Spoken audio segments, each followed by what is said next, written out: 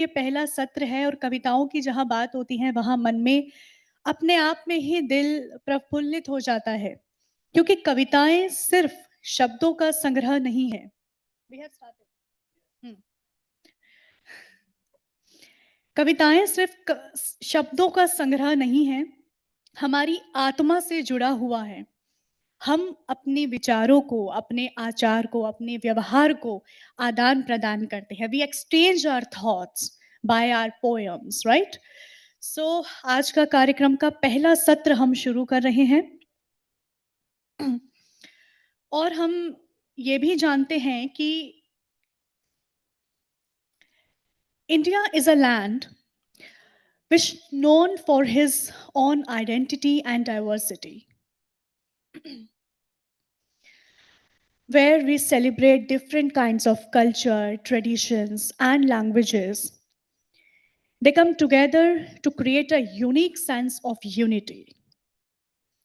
And poetry is one such expression of this unity in the diversity. So today, we embark on a journey through the poetry of Northern, Eastern, and Southern languages, and will also experience the emotions, the culture, the philosophies embedded for these poetic traditions. So let's welcome our chairperson, sir, Mr. N. Kiran Kumar. A big round of applause to him. Sir, हम आपका स्वागत करते हैं, बहुत बहुत अभिनंदन आपका। Yes.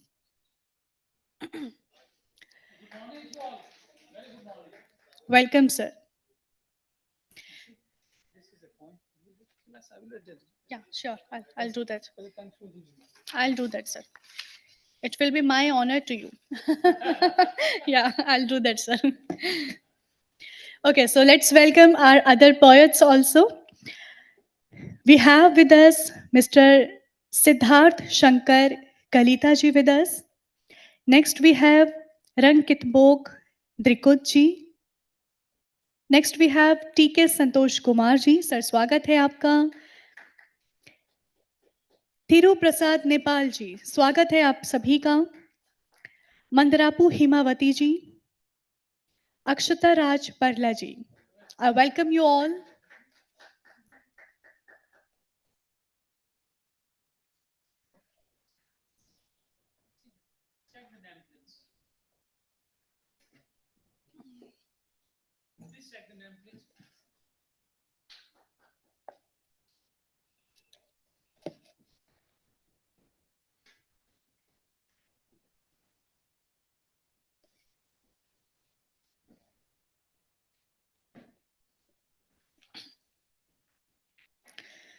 So first I would like to call Mr.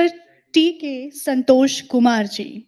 So TK Santosh Kumar is a well-known poet, critic, and television presenter in Malayalam.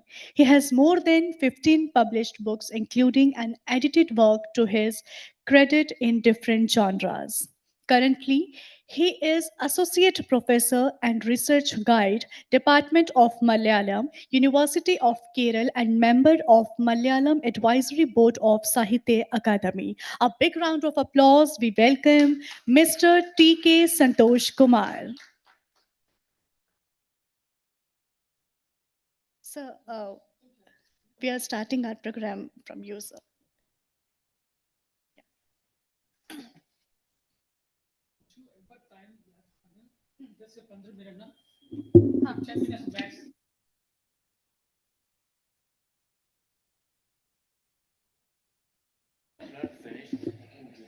നമസ്കാരം. Good morning.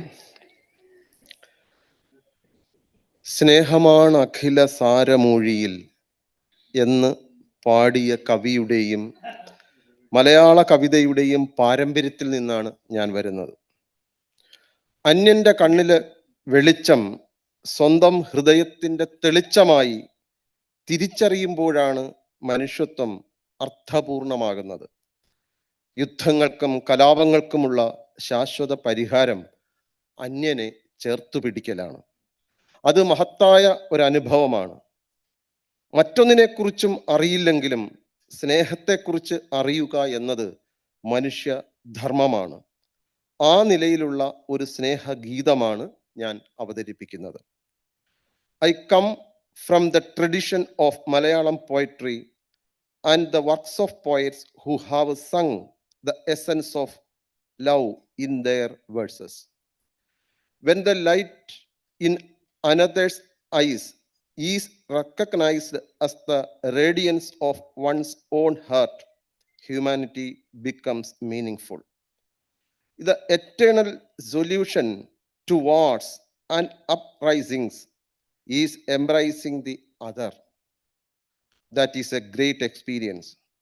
Though one may not know about anything else, knowing love is the dharma of a human being.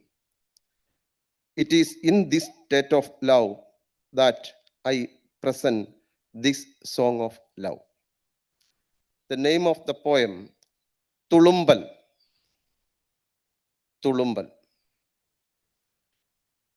വിത്തുകൾക്കറിയാമോ മുള പൊട്ടുന്ന താളം, മൊട്ടുകൾക്കറിയാമോ ഇതൾ പൊന്തുന്ന നാദം. Do seeds know the beat of their sprouting?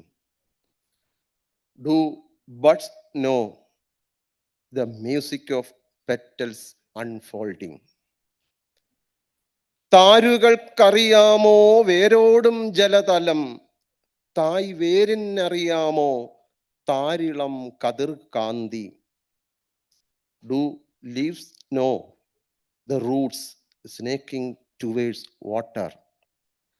Do the trunks know the sheen of the tender leaves? ചില്ലകൾക്കറിയാമോ ഇല നീളുന്ന മേളം, വല്ലികൾക്കറിയാമോ അല്ലിതൻ നഗരസം? Do branches know the symphony of growing leaves? Do vines know the fruity sweetness at the core? പൂവുകൾക്കറിയാമോ പൂന്തേനിൻ സുഖരാഗം, പൂമ്പൊടിക്കറിയാമോ പൂക്കാലമദഗന്ധം? Do flowers know the melody of their nectar? Does pollen know the drowsy scent of the spring? കിളികൾക്കറിയാമോ ചിറകിനൊച്ച ഗതി, ദിക്കുകൾക്കറിയാമോ ദൂരങ്ങൾ വിണ്ടപാദം? Do birds know where the swish of their wings take them? Do destinations know the blistering distance the feet traversed? തിരകൾക്കറിയാമോ കടലിൻ ആഴച്ചുഴി, പൂഴികൾക്കറിയാമോ അടിമണ്ണടരാഴം? Do waves know the deep whirlpools in the sea? Does the soft sand know the layered depth of the soil beneath? ഒഴുക്കിനറിയാമോ ഉറവപ്പൊടിപ്പുകൾ, മഴകൾക്കറിയാമോ നീരാവിത്തുടിപ്പുകൾ? Does the current sense the teethings at the oozes? Do monsoons know the humid sighs of the sea? കവികൾക്കറിയാമോ മൊഴിതന്നുയിർപ്പുകൾ, കവിതയ്ക്കറിയാമോ ഛന്ദസിൻ ഗണം മാത്ര? Do poets know the vivacity of the words kicking in? Does poetry know feet, meter, and prosody?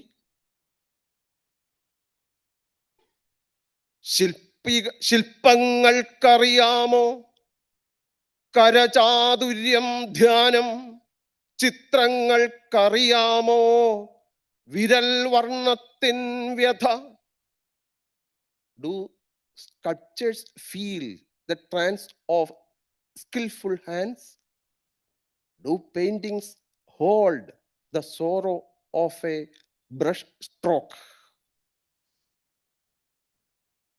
അറിയില്ലൊന്നും, എന്നാൽ അറിയാം അലിവിൻ്റെ മിഴികൾക്കുള്ളിൽ എന്നെ ബന്ധിച്ച സ്നേഹം നിത്യം. Knows nothing but the eternal love that binds me forever to her kind eyes. അറിയില്ലൊന്നും, എന്നാൽ അറിയാം അലിവിൻ്റെ മിഴികൾക്കുള്ളിൽ എന്നെ ബന്ധിച്ച സ്നേഹം നിത്യം. Knows nothing but the eternal love that binds me forever to her kind eyes. നന്ദി, നമസ്കാരം. Thank you.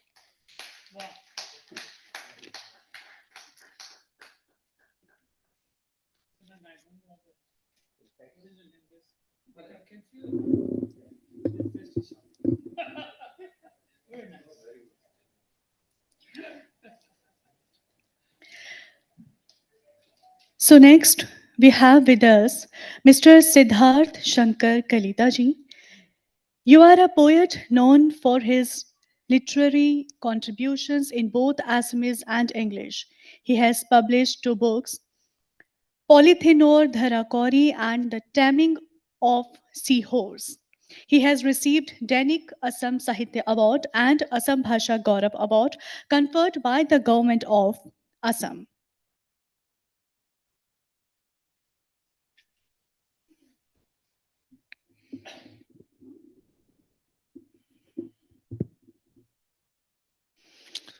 Honorable Chairperson, dear poets and friends, I, Siddharth Shankar Kolita, from a village named Sotia near Tezpur in Assam. I am a farmer and businessman by profession. I have been writing poetry in Assamese, my mother tongue, since early youth. I write less, but try to make it new. I believe that poetry is an expression of impersonal emotion in a language of the mind. Therefore, my poetry is more or less constructions where my brain plays a major role in handling the emotion. Selection of my poetry have been including in my maiden collection, Polytheno Dorakauri. Noted critic and translator Pradeep Acharya had translated my maiden collection into English, titled Taming the Seahorse. Today, I will be reciting 3 poems from the Bhari translation. Here are the poems. Seahorse. Thank you.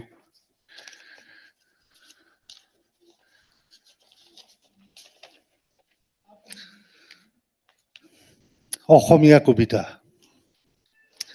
Hayagriva Hayagriva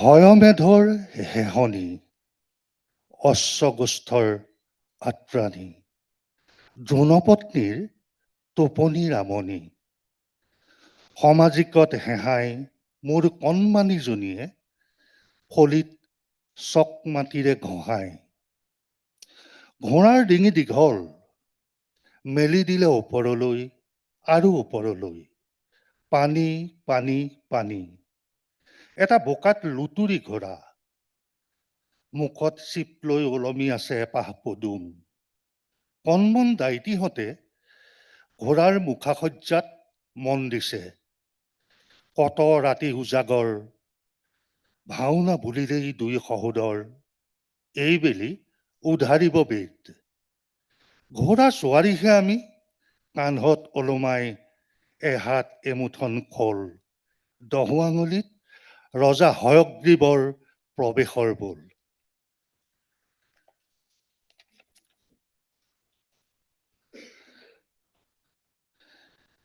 The seahorse, with her legs spread out, eats her pregnancy the tigress flaunts.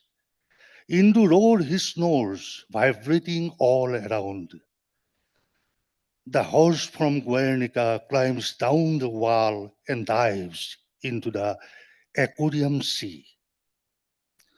And the seahorse started dancing, the ride of the god and goddess of the deep blue sea. Days and night pass. Riding piggyback on a snail, into snow rise to a crescendo as the tigress labor pain increase, reaching kg pounds. Entranced by the Kothakuli of fins, the seahorse immersed itself in the navel of the goddess. Ice cubed got cars and hang it on the wall. Soon as he is born, Indu started dropping in the wall for Guernica's horse. Next one is Kaveri. Seeing a story writer swinging a mess in the air twice his body weight. For all his worth, the whole town started sniggering as as I went closer to see whatever battle or war. The writer who would not see, who would not say boo to a goose, was arming himself for. He drew a question mark on my shirt. A friend come rushing from somewhere and whisked me away, saying, Arhan Pamuk is offering shop to the writer. My last poem, The Moon's Period. At the dead of night, the menstruating moon comes down on tiptoe to the river. An unknown boatman come rowing in the airy nothing, plans a long journey walk in the moon's leaves and leaves. Thank you. This is the last one. Last one. Why don't you read one more Assamese? No. No, no. Abhi, Okay, लेके Siddharth, नहीं. thank you. Thank you. Thank you. I said borrow this time. So next we have with us Mr. Rankit Bodh Drikut. You are a Khasi poet. Rankit Bodh's work have been featured on platforms such as Speak Your Roots, available on its Instagram page and website. He has also translated the works of Swami Vivekanand into Khasi.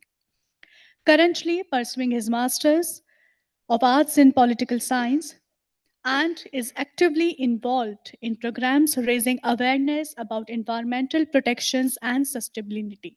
So let's welcome Mr. Rankit Bodh Rikoji.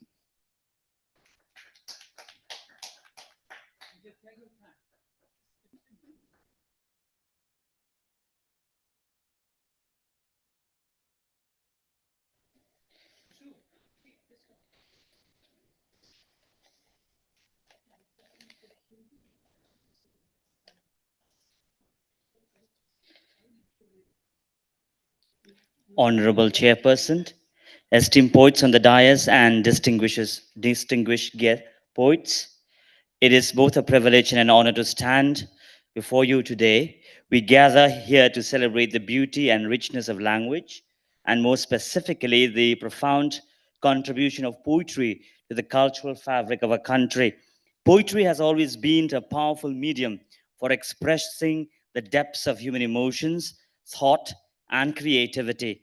It transcends time and place, connecting us to our past while inspiring us for the future. With that, I look forward to hearing the powerful voices and insightful reflections of the poets here today. Thank you. I'm going to read a free verse poetry in Khasi called Kitamasa Jong Kicheri. Ka paradise jing e ka phomut phomat haki khor blapin iping jilis. Kicheri klapho ya be dait riam kintiak ting on. Haringkat ka air senrai jam jai kaban sa IT no shen nakatalang syakadait tha sam. And rekini kita masa cheri ki ringpa ye ki sijur syaki jingkular jingi duriau tang bahai dabor langam jelop. Kini kita masa ki basliu ki jinga dai ki bajan ki bagan jerat ki hit snam wat ki khun do not kim shong ne baga jing it ka plo kom ka jing thang ka ba.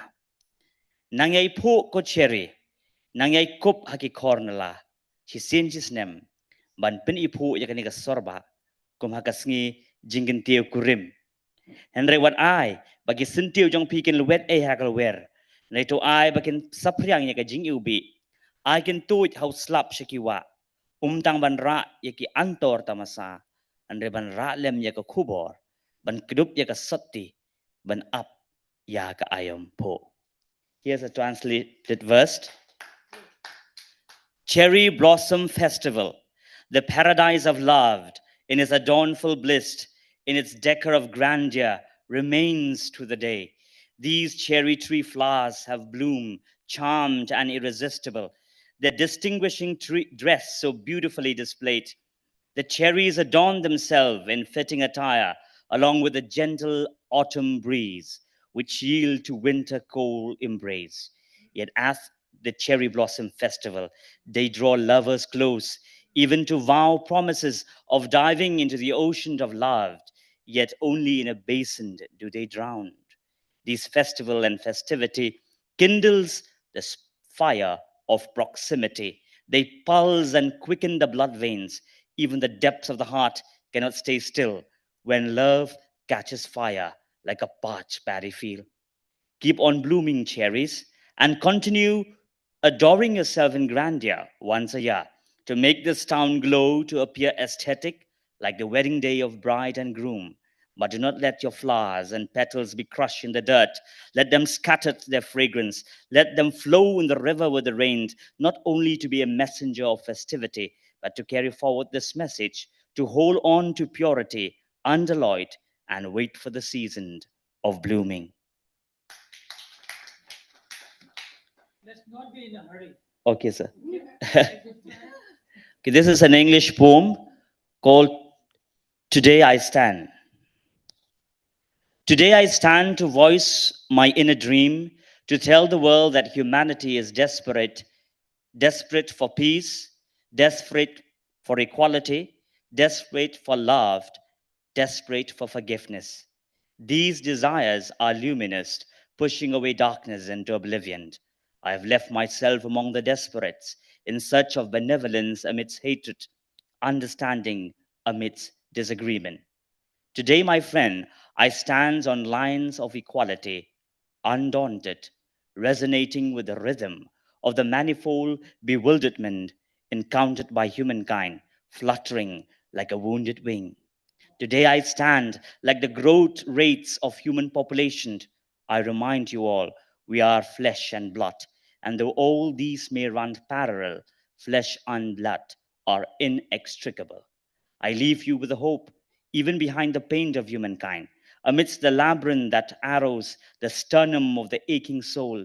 Yet I believe love is the answer, a complete food change that connects and binds us, breaking the walls of hatred. Today, my friend, I stand on equal lines, for today marks the beginning of a brighter tomorrow. I'm also I'm going to read you a haiku poem. A haiku poem is a three-line poem.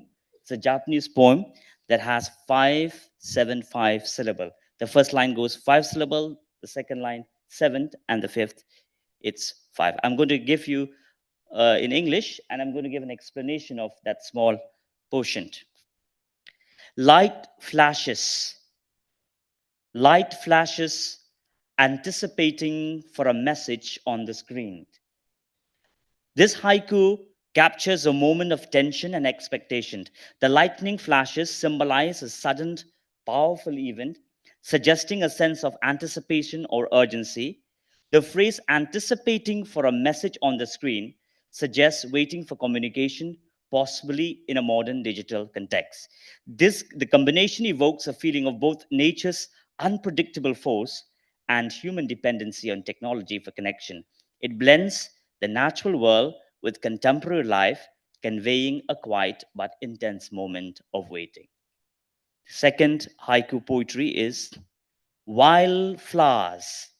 They need no tender, they look after themselves. Wildflowers, they need no tender, they look after themselves. The third and the last haiku poem, dandelions. How do I gather scattered seeds bursting in the sky? I'm going to repeat. Dandelions, how do I gather scattered seeds bursting in the sky? I'm going to read the explanation for this. The haiku conveys a sense of longing and the impossibility of capturing something fleeting. The dandelion represent a fragile, transient moment, and the poet wonders how to gather scattered seeds, symbolizing efforts to hold on to what is meant to be free or fleeting, like time or opportunities. It speaks to the inevitable of change and the difficulty of controlling or preserving such moments. Okay, I'm going to read only one more. One more.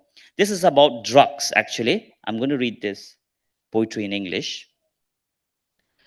This cruel maniac has crept in a town, wreaking havoc from the corners of a street to the utmost glorious sanatorium of our time.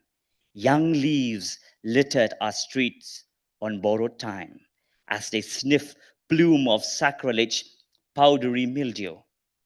Who will be vigilant to console the inconsolable as precious soul shimmers in this crazy hallucination? Our homes have become a mournful dwelling sanctuary. And the last poem for today is Everything. Okay, I'm going to read uh, Don't you have Vedic Khasi. Kasi translation? Okay, I'm going to read this. Yeah, this one.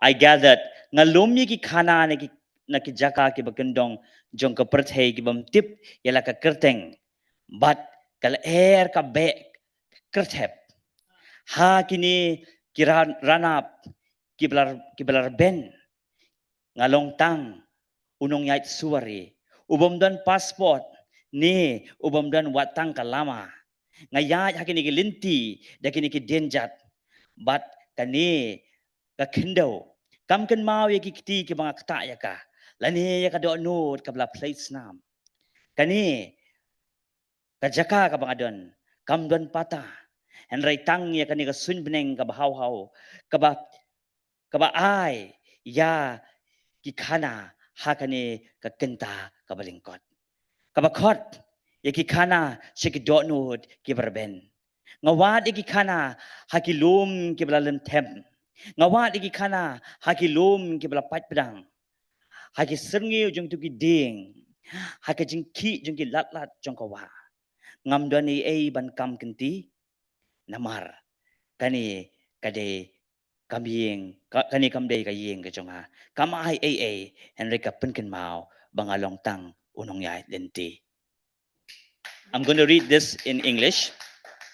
I gathered stories from these rugged places where the earth wears no name and the wind holds no allegiance. In these landscape, broken and tame, I am a traveler without passport or flag, walking paths that do not know my footstep. The soil here remembers no hands that ever touch it or hearts that ever bled upon it. There is no legal belonging, no deed to prove my place, just the vast endless sky, spilling secrets in the quiet hours, whispering tales to those who listened with open palms and bare hearts. I seek stories in the cracked mountains, in the shadow of forgotten trees, in the pulse of river that carry nothing but memories of who they've lost. There is no claim to be made, no ownership, no title, only the wildness of being, the hunger of the unknown, the quiet joy of living and returning to the earth that asks for nothing, gives nothing, but somehow always remember. Thank you, Kuleshibot.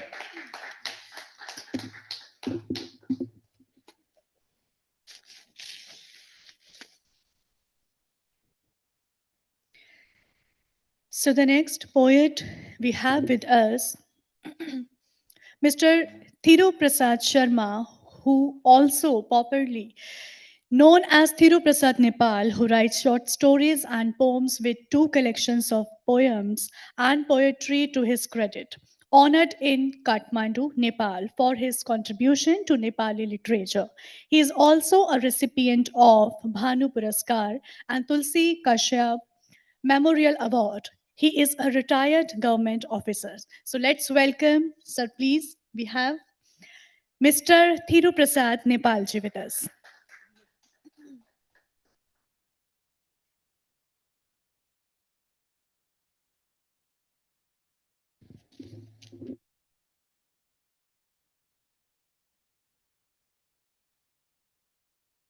आदरणीय अध्यक्ष महोदय,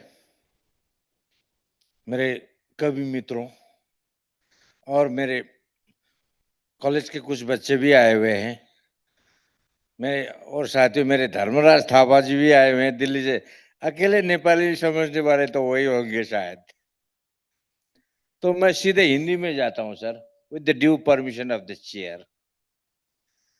तो ये एक छोटा भाई का वो हाँ?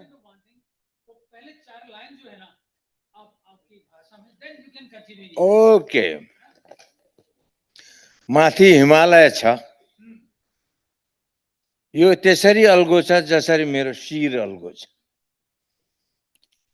तल महासागर छ, त्यो त्यसरी नै विस्तृत छ जसरी मेरो हृदयको फैलावट विस्तृत छ। ऊंचा होना और व्यापक, अग्लो हुनु र फैलिएर जानु हाम्रो विशेषता हो। यही दुईटा विशेषताको बीचमा एउटा इलाका छ, त्यसलाई देश भनिन्छ। ये तो है ना, फील करता है ना। या तो मेरी कविता की शीर्षक है तुम कौन हो, हु आर यू, आप कौन है, तपाईं को हुनुहुन्छ। कृपया ध्यान दीजिए, हिंदी तो सबको आता है, मैंने अपने आप ही इसको किया है हिंदी में ट्रांसलेशन। ऊपर हिमालय है, वह उस तरह ऊंचा है जिस तरह हमारा सिर ऊंचा है। नीचे महासागर है, वह उस तरह विस्तृत है जिस तरह हमारे हृदय का फैलावट है। ऊंचा होना और व्यापक होना हमारी विशेषता है। इन्हीं दोनों विशेषताओं के बीच के इलाके को हम देश कहते हैं। यह देश विशाल है और इसी देश में आप और हम दोनों रहते हैं। इतने विशाल देश के बाशिंदे होते हुए भी कभी कभार बातों बातों में पूछा जाता है तुम कौन हो। अच्छी तरह से देखो भाई, अच्छी तरह से देखो, हृदय में ईश्वर को रख कर देखो, क्योंकि यह तो धर्म कर्म का देश है। यहाँ पर ईश्वर निवास करते हैं। उन्हीं ईश्वर के आंख से अपने अंदर झांक कर देखो, दिल में हाथ रख कर देखो, पूछने की नौबत ही नहीं आएगी, वैसे स्वतः स्फूर्त पहचान जाओगे। इस तरह इतनी नौटंकी दिखाना ठीक नहीं है। अच्छी तरह से सुन लो और हमें अजनबी समझकर जब चाहे तब मत पूछा कीजिए साहेब कि तुम कौन हो। मैं तुम्हारे ही आसपास का आदमी हूं। इस तरह इससे बढ़कर कहूं तो इसी मिट्टी में पैदा हुआ मैं भी आपके जैसा देशभक्त इंसान हूं। कोई बेगाना नहीं हूं। तुम्हारा कोई पड़ोसी भी तो नहीं हूं मैं। पड़ोसी और अपनों में मौलिक अंतर होता है। पड़ोसी कहोगे तो मुझे लगेगा कि तुमने मुझे अपने घर का नहीं समझा, कहीं दूसरे के घर को समझ लिया है। ऐसी बात नहीं है। मैं उस घर में पैदा हुआ हूं जिस घर में आपने जन्म लिया, उसी घर में रहता है मैं जिस घर में आप रहते हैं। हम साथ साथ रहते हैं, ये बात सही नहीं है। हम साथ साथ रहते हैं, ये बात सही नहीं है, बल्कि सही बात तो यह है कि हम एक साथ रहते हैं। मेरी एक विनती है आपसे कि कभी हल्के में लेकर, कभी आंखें फाड़कर, कभी अंगूठा दिखाकर, कभी हुकूमत का धौंस देकर, कभी नीचा दिखाकर, कभी मनहूस चेहरा बनाकर, कभी बहुत भारी भरकम आवाज बनाकर, कभी डिप्लोमेटिक प्रवृत्ति अपनाकर, कभी कुछ परिस्थितियां बनाकर, इस तरह हमसे मत पूछिए कि तुम कौन। आप मुझे पहचाने या न पहचाने, कोई बात नहीं, इससे कोई फर्क भी पड़ने वाला नहीं है मुझ पर, लेकिन मैं आपको अच्छी तरह से जानता हूं, पहचानता हूं। आपसे गहरी जान पहचान है मेरी। आप अंदर से क्या है, बाहर से क्या है, आपका पूरा असलियत का हमें मालूमात है। हमसे बेहतर कौन जानता है, और हमें यकीन है कि आप भी मुझे भली भांति जानते हैं। और फिर आप इतने बेदर्दी से मुझे क्यों पूछते ही रहते हैं कि तुम कौन हो। इधर उधर जाता हूँ, दोस्तों से हाथ मिलाता हूँ, इधर उधर जाता हूँ, दोस्तों से हाथ मिलाता हूँ, पान की दुकान पर जाता हूँ, नाश्ते के लिए ढाबे में बैठता हूँ, किसी छोटी मोटी काम के लिए सरकारी ऑफिस का चक्कर मारता हूँ। वह लोग मेरी अभिवादन स्वीकार करे या न करे, मैं तो अविरल अविरल उनको अभिवादन करता ही रहता हूँ। आपकी तरह डॉक्टर से मिलने उसके क्लिनिक में जाता हूँ, दोस्तों की महफिल में जाता हूँ, यहाँ वहाँ सबके संग संग बैठता हूँ, गप्पे मारता हूँ, खाता हूँ, पीता हूँ, हंसता हूँ, खिलखिलाता हूँ, कभी कभी गीत उत भी गुनगुनाता हूँ, शेरो शायरी भी करता हूँ। आवश्यकताओं के मुताबिक लोगों को दुआ भी देता हूँ और बद्दुआ भी देता हूँ, प्यार करता हूँ और नफरत भी करता हूँ। यह सब करते हुए भी एक बात मुझे अंदर ही अंदर सता रही होती है कि मुझे मेरा अपना सगा भाई इतनी बेदर्दी से क्यों पूछता है कि तुम कौन। मेरे भाई, अकेले आप ही इंसान नहीं है, मैं भी हूं। तुम्हारे मानिंद मैं भी इसी देश का हूं। मान लीजिए कि आप बड़े हैं, मैं छोटा हूं। आप आसमां पे हैं, मैं जमी पे हूं। मैं जानता हूं कि आप पहुंचे हुए हैं, तो मेरा भी काम तो ज्यों त्यों चल ही रहा है। मैं भी अपने औकात से देश के लिए कुछ न कुछ तो कर ही रहा होता हूं। जैसे कि आप कुछ न कुछ करते हुए दिखते हैं। आपको मालूम होना चाहिए सर कि कंधे से कंधा मिलाकर आपके साथ जो चला था, अच्छी तरह याद कीजिए, वो मैं ही था। तो फिर वक्त बेवक्त आप क्यों पूछते हैं कि तुम कौन हो। एक विनती है आपसे कि हम सफर का एहतराम करना सीखिए। बार बार हमसे नहीं पूछा जाना चाहिए कि तुम कौन हो। अब दुआ सलाम से नहीं, घी मक्खन से नहीं। अब दुआ सलाम से नहीं, घी मक्खन से नहीं, पूजा मन्नत से नहीं, हाथ मल कर भी नहीं। हौक और हैसियत से हम चाहते हैं कि भाई, अब आज ही से, अभी से पूछने की जरूरत मत करो कि तुम कौन।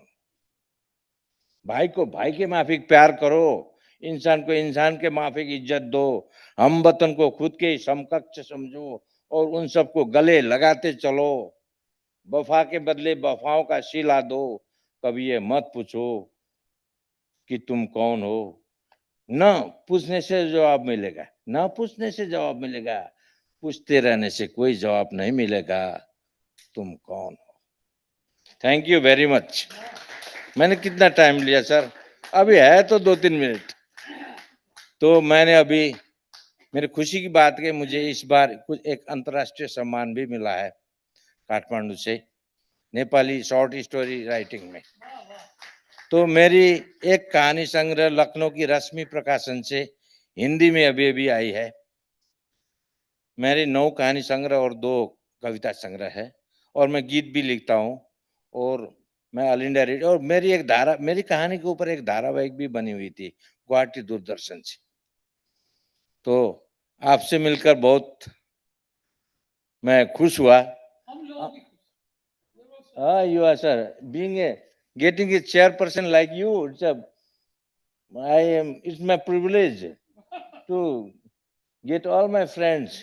सो अंशु वर्मा जी को भी मैं धन्यवाद देता हूँ और साहित्य अकादमी को मैं नमस्ते करते हुए यही एक सोचा था, एक जगजीत सिंह साहब की एक गजल है कि हुजूर आपका भी एहतराम करता चलूं, इधर से गुजरा तो सोचा सलाम करता चलूं. Thank you very much. आइए, आप your long point shows that आपका सोच ऊंचा है. Thank you very much sir. बहुत सुंदर sir.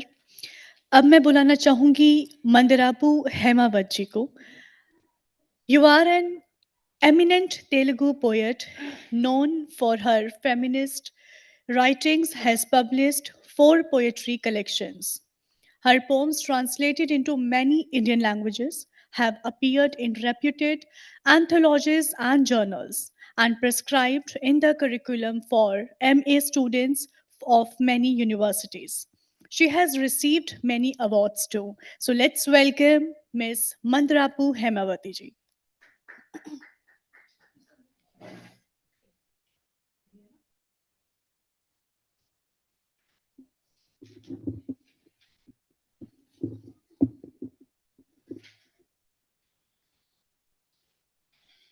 Namaskar to chairperson, co-poets and listeners.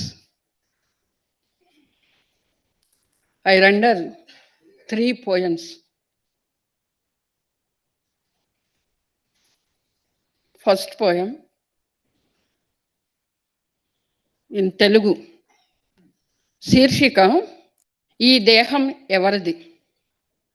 కొత్త చీర కట్టుకొని అద్దం ముందు నిలబడి అందమైన ఈ దేహ శిల్పం నాదే కదా అని ఆనందిస్తా. నలుగు పెట్టుకొని తలస్నానం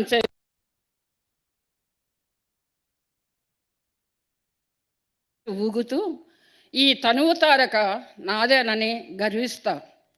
జ్వర సూర్యుడు శరీరాకాశంపై ప్రజ్వలిస్తుంటే బాధా కారణం ఈ దేహమేనని చింతిస్తా. ప్రేమ ప్రతిపాదన సుమగుచ్చంతోనూ పెళ్లి కామన పూల మాలతోనూ నా ఎదుట నిలిచిన నన్ను నిర్ద్వంద్వంగా తిరస్కరించినప్పుడు, నిర్దాక్షిణ్యంగా నాపై దాడి చేసి ఆమ్ల వర్షం కురిపించినప్పుడు, నా దేహ సార్వభౌమాధికార హక్కు నాకు భ్రమగానే మిగిలినప్పుడు, శత్రురాజ్యాలను జయించినప్పటి సందర్భంలోనే నీ అహంకారం తృప్తిపడినప్పుడు, ఎదురుపడిన వ్యక్తిని వైదొలగమన్న శంకరాచార్యునితో దేహాన్న ఆత్మన అని సందేహ బాణం సంధించినట్లు, సర్వావయవాల ఈ దేహం, సకలానుభూతుల ఈ శరీరం నాదా కాదా అని తీరని సందేహం. నిజంగా ఈ దేహం ఎవరిది? Translation. Whose is this body? Wearing a new saree and standing in front of the mirror, I rejoice at the beauty of my statue-like body. Drying my hair after a thorough head bath, I incline in the swing chair, self-absorbed, the star of a body mine. While feeling the feverish sun, I blame the body for this suffering. You stand before me, propose love with a flower bouquet and marriage with garlands. I look at you. When I reject your proposal, you attack me, raining acid on my body. Turning my sovereign right over my body, I misconception your male ego satisfies. When you conquer the bodies of the women of your enemy, more than when you vanquish their kingdoms. Shankaracharya, when asked to give way, was hit by the arrow-like question as to what? The soul or the body? The soul or the body? That should go to give him the right of passage. I face the doubts. Does this body, with all its multiple parts and myriad experiences, belong to me? I face the doubts. Does this body, with all its multiple parts and myriad experiences belong to me.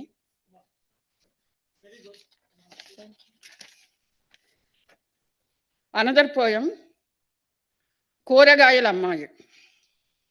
ఆకాశం క్యాన్వాస్పై అజ్ఞాత చిత్రకారుడు అరుణ గభస్తి బింబాన్ని ఆవిష్కరించనే లేదు ఇంకా.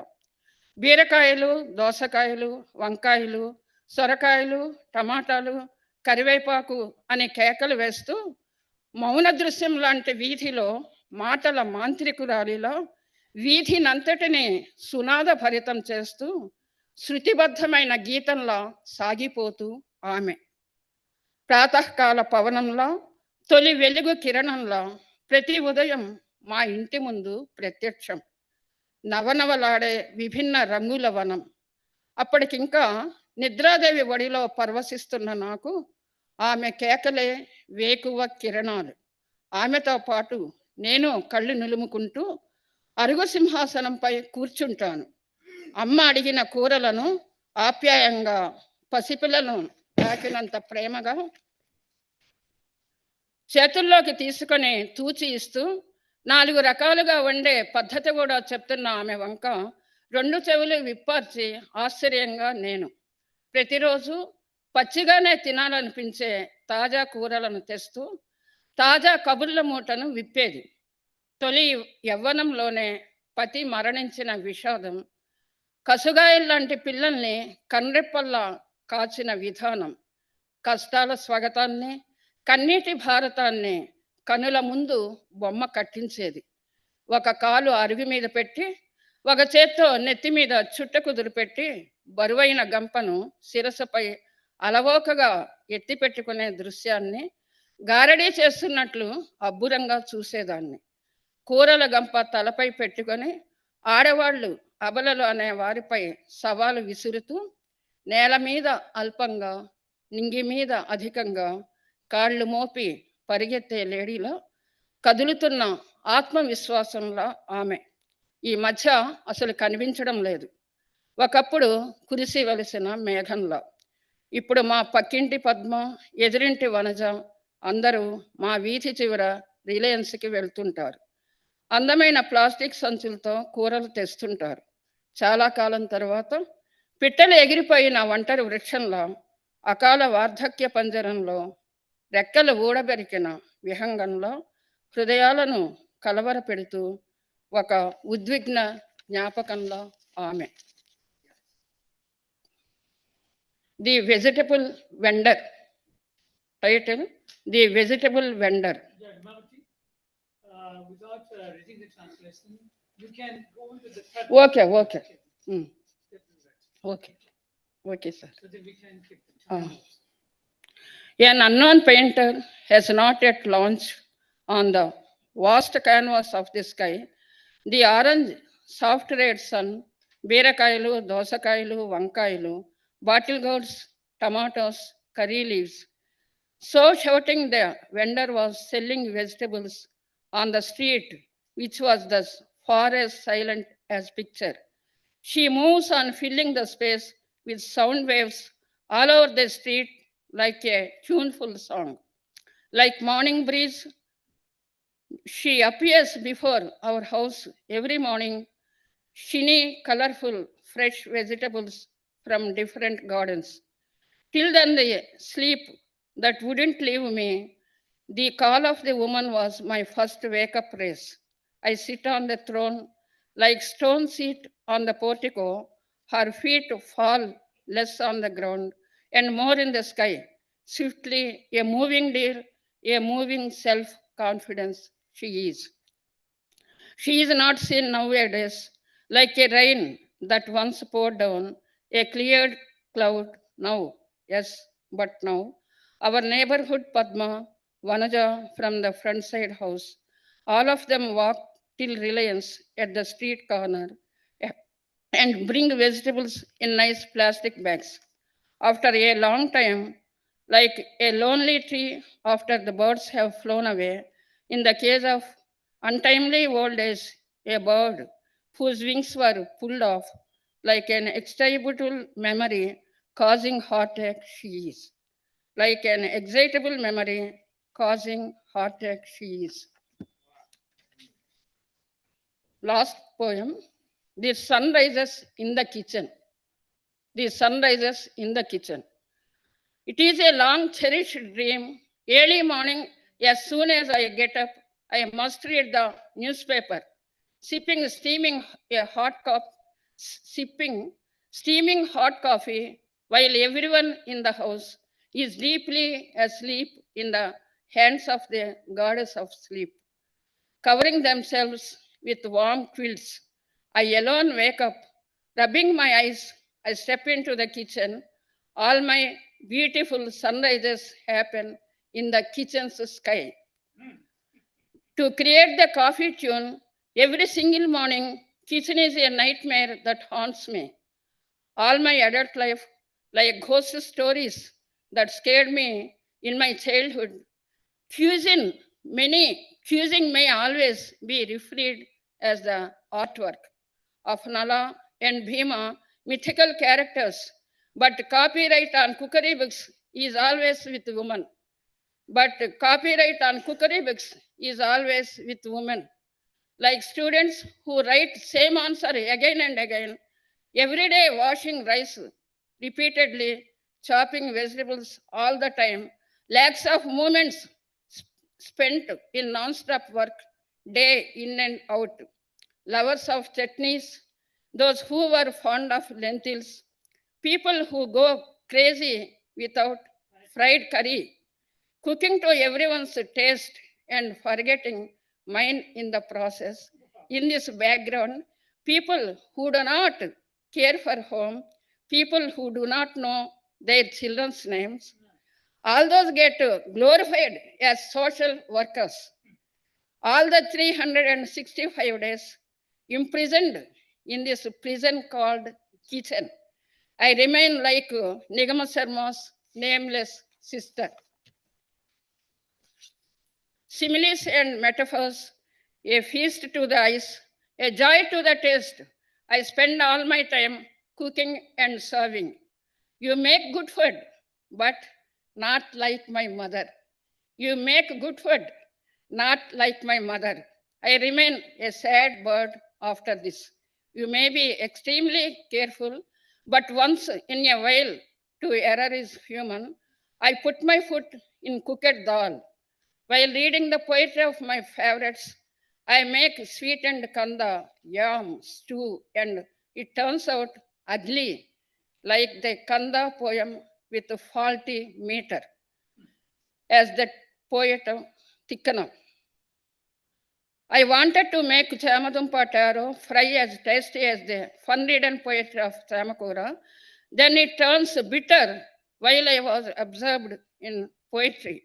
I started making rice white with jasmine-like fragrance. While listening to the soul-filling music, it was done like carbon, the silver-looking milk vessel. Became a pitcher black. Husband starts cursing that his life is wasted in this marriage and he had to eat the tasteless food. I was hurt in my mind. In the child marriages of yesteryears, the Purnamma, unable to breathe, breathed her lost, victimized Buchama of Kanyasulkam, whose dreams lay shattered, not for depicting their woeful lives, but I feel like kissing the hand of poet Gurujada, who said that there should be community kitchens. I feel like kissing the hand of poet Gurujada, who said that there should be community kitchens. Gurujada, a famous Telugu poet, he wanted community kitchens. He wrote to Buchama, Kanyasulkam, the great drama. That is. Thank you for.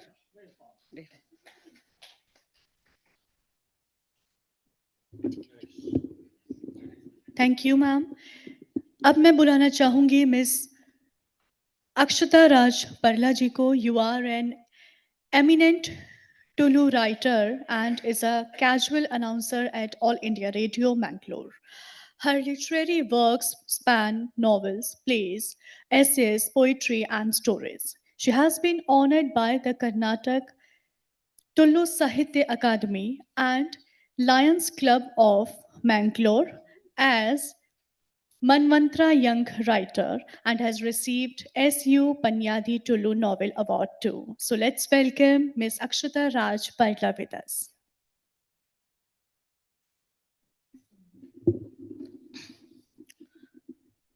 Hi everyone. Small introduction of my language Tulu. It's a Dravidian language spoken in the coastal area Karnataka and Kerala. It is one of the oldest languages in Dravidian family. Tulu has a rich oral tradition, including folk songs and theatre.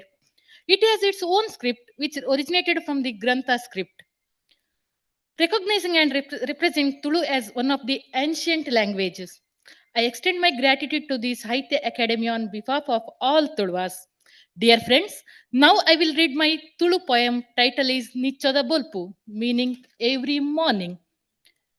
ರಾತ್ರಿಡದೀತಿನ ಪೊರ್ತುದ ಗಂಟೆ ಕಿಲೆಪುನಗ ಲಕ್ಕುನ ಎನಡಪ ಪಾತಿರಗು ತಿಕ್ಕುನ ಮುಂದಿಲ್ಲ ಪುರ್ಪ ತೆಲಿಪು ಅದಾಯೆ ಈ ಆವಡಿ ತಿಂಡು ಎನ್ನಂಚಿ ಪೊಣ್ಣು ದಾಯ ಇಂಚ ಅಪ್ಪೆನ ಕತೆ ಕುಳೆಡು ಬಾಲೆ ಗೊಂಡೆಪು ಆಯಳು ಅರಸು ಮಗಳು ಬುಗುಡಿದ ಮಾಲೆ ಆದಿತ್ತಳು ರೆಂಜೆ ಸುರಗಿ ಸಂಪೈ ಕೇದೈ ಮಾತೆತ್ತಲ ಪಿರವುಡು ಒಂಜಿ ಪೊಣ್ಣ ನಿರೆಲು ಬೋಡು ಎಂಕು ಪೂ ಪೊಣ್ಣಾತಿ ಕತೆ ಮನಸ್ಸು ಸರ್ರೋ ಸರೋ ತುತ್ತೈತ ಮಾತೈಕ್ಲ ನಿನ್ನನೆ ಒರು ಯಾನ ನಿನ ಲೆಕ್ಕ ನೈ ಮನೆಗೆ ಆಂಡ ಒರಲೈ ಯಾನಾಯಿನೇ ಇಜ್ಜಿ ನೆಲ ಬೊಲ್ಪುದ ಬಾಜನದ ಅಜನೆ ಬೆಚ್ಚ ಕಾವಲಿದ ಚೈಂಚುಯಿ ಅರೆಬಾಯಿ ಅಟಿಲ್ ದಟ್ಟೆನೆಲ ಲೆಪ್ಪು ಕೊರ್ಪುಂಡು ಇನಿ ಬಂದಗೆ ಗಲಿಗೆ ಗಲಿಗೆಗು ಪೊರ್ತು ದಂಚಿ ಎನ್ನದಿಟ್ಟಿ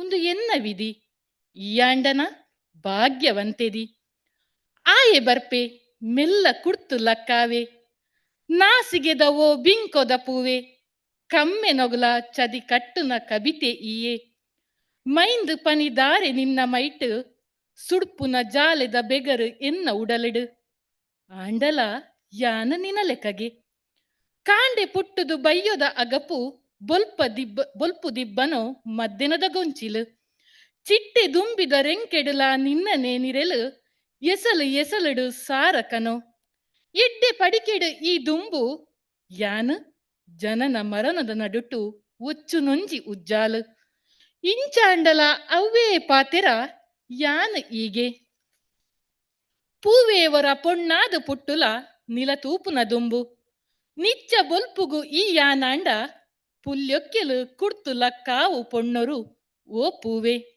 ಪುಲ್ಯೊಕ್ಕೆಲು ಕುಡ್ತು ಲಕ್ಕಾವು ಪೊಣ್ಣೊರು ಓ Poove. In English, short note of every morning. This poem challenges the age-old comparison between women and flowers, revealing the stark contrasts between their realities. While flowers are admired for their beauty and fragility, women bear the weight of responsibilities, toil, and the societal expectations.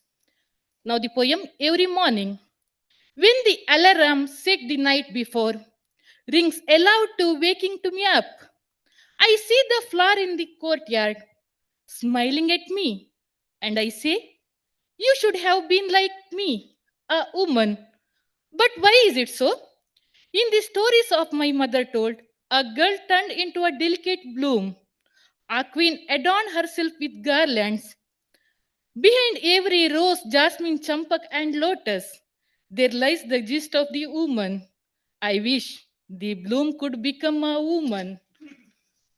Heart, body, walk, attire, everything is compared to you. I too am soft and delicate like you. At not even once have you been compared to me.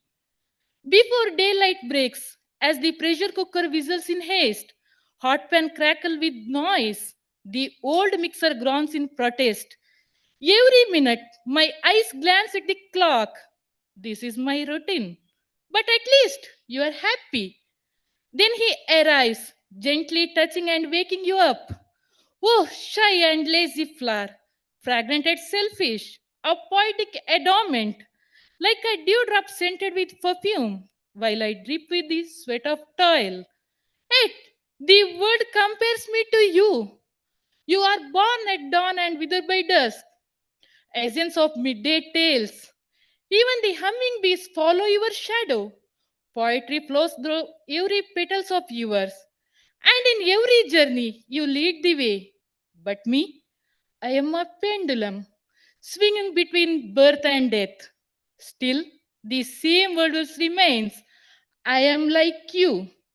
Oh, flower, be reborn as a woman before you are plucked and discarded. Every morning you will become me. Alarm of womanhood rings aloud. Alarm of womanhood rings aloud. Another poem is the Tailor's Workshop. Polige Kotya.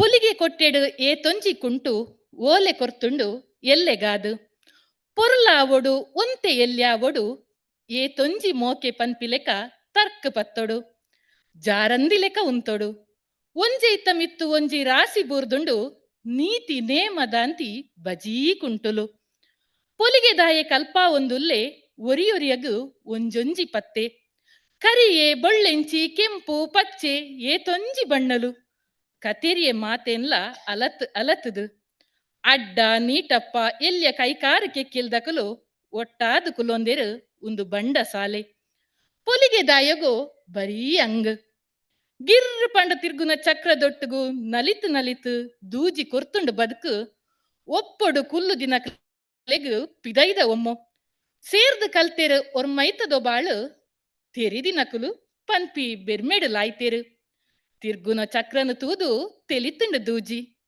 ಇತ್ತೆ ಓಲೆ ಬರೆಯಿನಕಲು ಪಡತೊಂದಿನಕಲು ಗದ್ದಿಗೆ ಮಂಚಾವು ಕಲಲೊದ ಕಂಡ ಏರೊಂದುಂಡು ರಾವೊಂದುಂಡು ಬೂರ್ದು ಪುಡೆರೊಂದುಂಡು ಸೇರ್ದು ಕಲ್ತಿನ పొలిಗೆ ಕೊಟ್ಯದ ಮಾಡು ಮಾತ್ರ ತೋರೊಂದುಂಡು ಪತ್ತು ಪಾಡು ನಕಲು ಇಜ್ಜೆರು ಗೋಡೆ ಕಟ್ಟು ನಕಲೇ ಮುಲ್ಪ ಪಾಪದಾಯಿ ನೂಲು ಜಬ್ಬೆ ರಂಗದ ಕುಂಟುಲೆಗು ಜವನಾಟಿಗೆದ ಸೊರ್ಕು ನಾಲೈ ಮಗರಂದಿನ ಜಬ್ಬು ದೂಜಿ పొలిಗೆ ಕೊಟ್ಟಿದೆದ್ರು ಇತ್ತೆಲ ಉಂಡು ಸಾರ ಸಾರ ಲೆಪ್ಪು ಬಿಕ್ತೊದ ಸಡಿಲೊದ ಬೊಕ್ಕ ಉದ್ದ ಗೆಲೊದ ಚಕ್ರ ದೂಜಿಗು ಬೆಸುಗೆ ಪಾಡುನೆನೇ ಬೇಲೆ ಆಂಡ పొలిಗೆ ದಾಯೆ ತೆಲ್ತೆ ಕುಡ ರಂಗದನೇ ಕಾರ್ಬಾರು పొలిಗೆ ದಾಯೆ ತೆಲ್ತೆ ಕುಡ ರಂಗದನೇ ಕಾರ್ಬಾರು.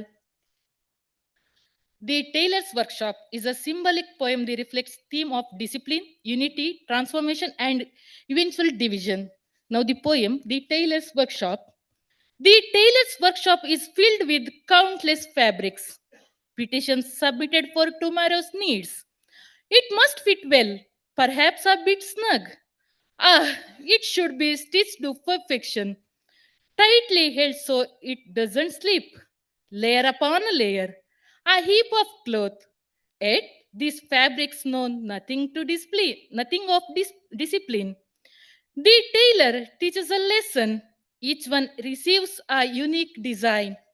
Black, white, red, saffron, green, so many colors. Everything cut and measured preciously. Tall, short, sleeves, legs, collars, all gathered together in the workshop. As the tailor eagerly drafts his design, with the sharp words the spinning wheel turns, the needle dances, stitching life together. For the well-fitted ones, the world watches is wonder. Those who learn together have understood the rules. Some, lost in illusions, leaped high. The needle laughed as the wheel spun relentlessly. Now, the petitions who secured their garments are shrouded in silent battle of arrogance. Some rise, some reign, some stumble and fall. The tailor's workshop, once united, is now in ruins. No one to patch it up, only builders remain. Alas, the thread has aged and grown frail. Fabrics bloom into their prime, but the needle has aged, its tip broken.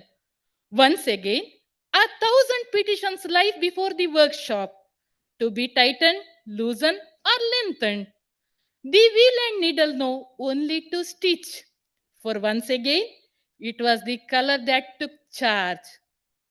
Finally, the tailor laughed. The tailor laughed. Solmelu, thank you.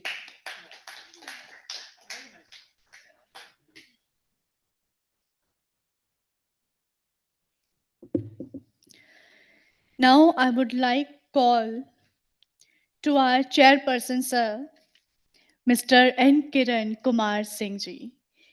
You are an eminent Manipuri and English poet, translator, and a freelance writer, and is retired assistant engineer from the Public Health Engineering Department of Manipur. As a fine lyricist, Mr. Singh is associated with All India Radio and Doordarshan Kendra Imphal. Singh is currently a member of Language Advisory Board, Directorate of Language Development and Implementation, Manipur. So let's welcome और जोरदार तालियों से स्वागत करेंगे mister N Kiran Kumar Singh ji का.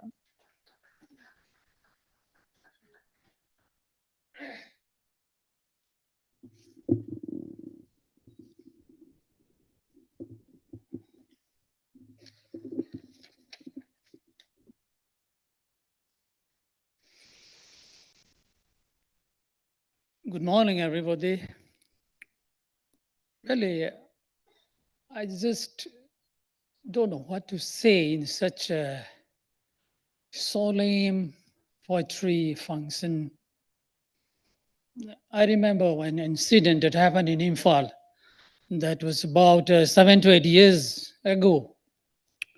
There was it was on the occasion of Yuba Puraskar presentation of Sahitya Akademi held at Imphal.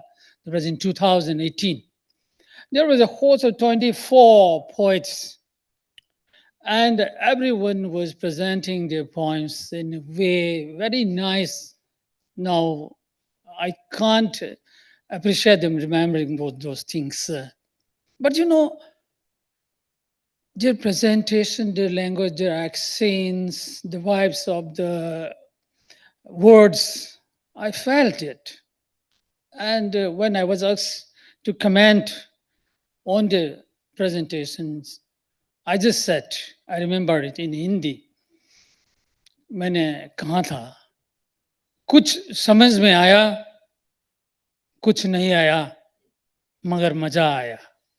The same thing is happening here today, really. I feel it.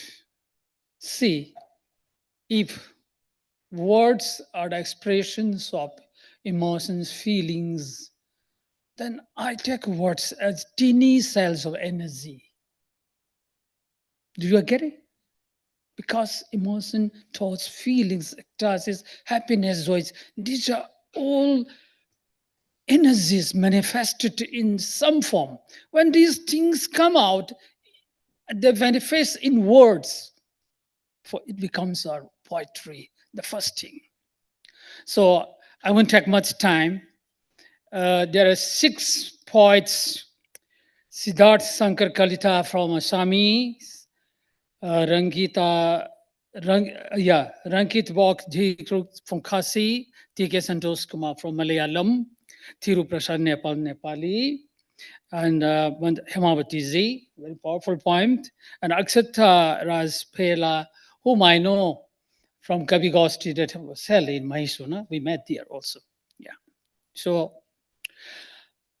ladies and gentlemen, distinguished guests, esteemed poets, and friends, I wish you again a very good morning. It's with great pleasure that an immense pride that I stand before you today as we gathered to celebrate an extraordinary event, tasty sounds. Tasty sounds. As we know, a multilingual poets meet. This occasion, it has been marked by the sweet melodies of words from 6 distinct languages. Again, I remind you, Assamese, Khasi, Malayalam, Nepali, Telugu, and Tulu.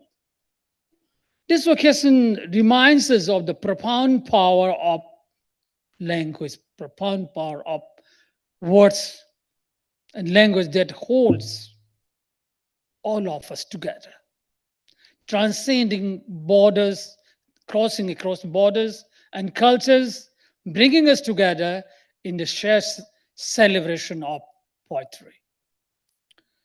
Now, there are six I can see. I would like to add a seventh language here to make that seven colors of rainbow. Without seven colors, rainbow is not complete. And seven swara, seven swaras of sargam that make the whole music. I will add Manipuri tongue to it, my own. So the name Testy sound itself resonates deeply, I will say, with the very spirit of poetry. Like food nourishes the soul, food nourishes the body, poetry is the food that nourishes the soul.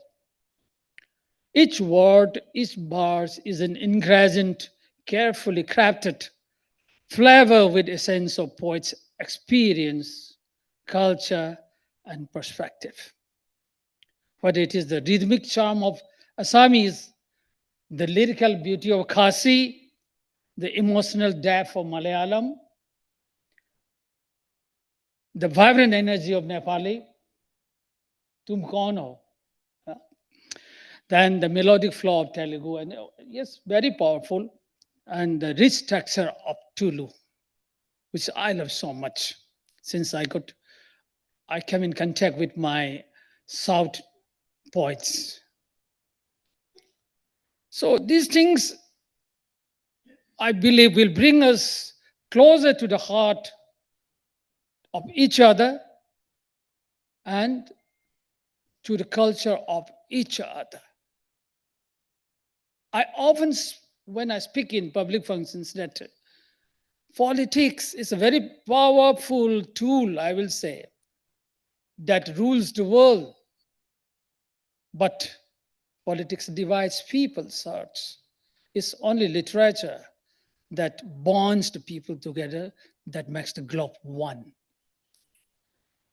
So, today's event is not just about listening to beautiful poetry, I will say, but also it's about learning from each other. We are here not only to appreciate the sound of words, but also to understand the world views they carry.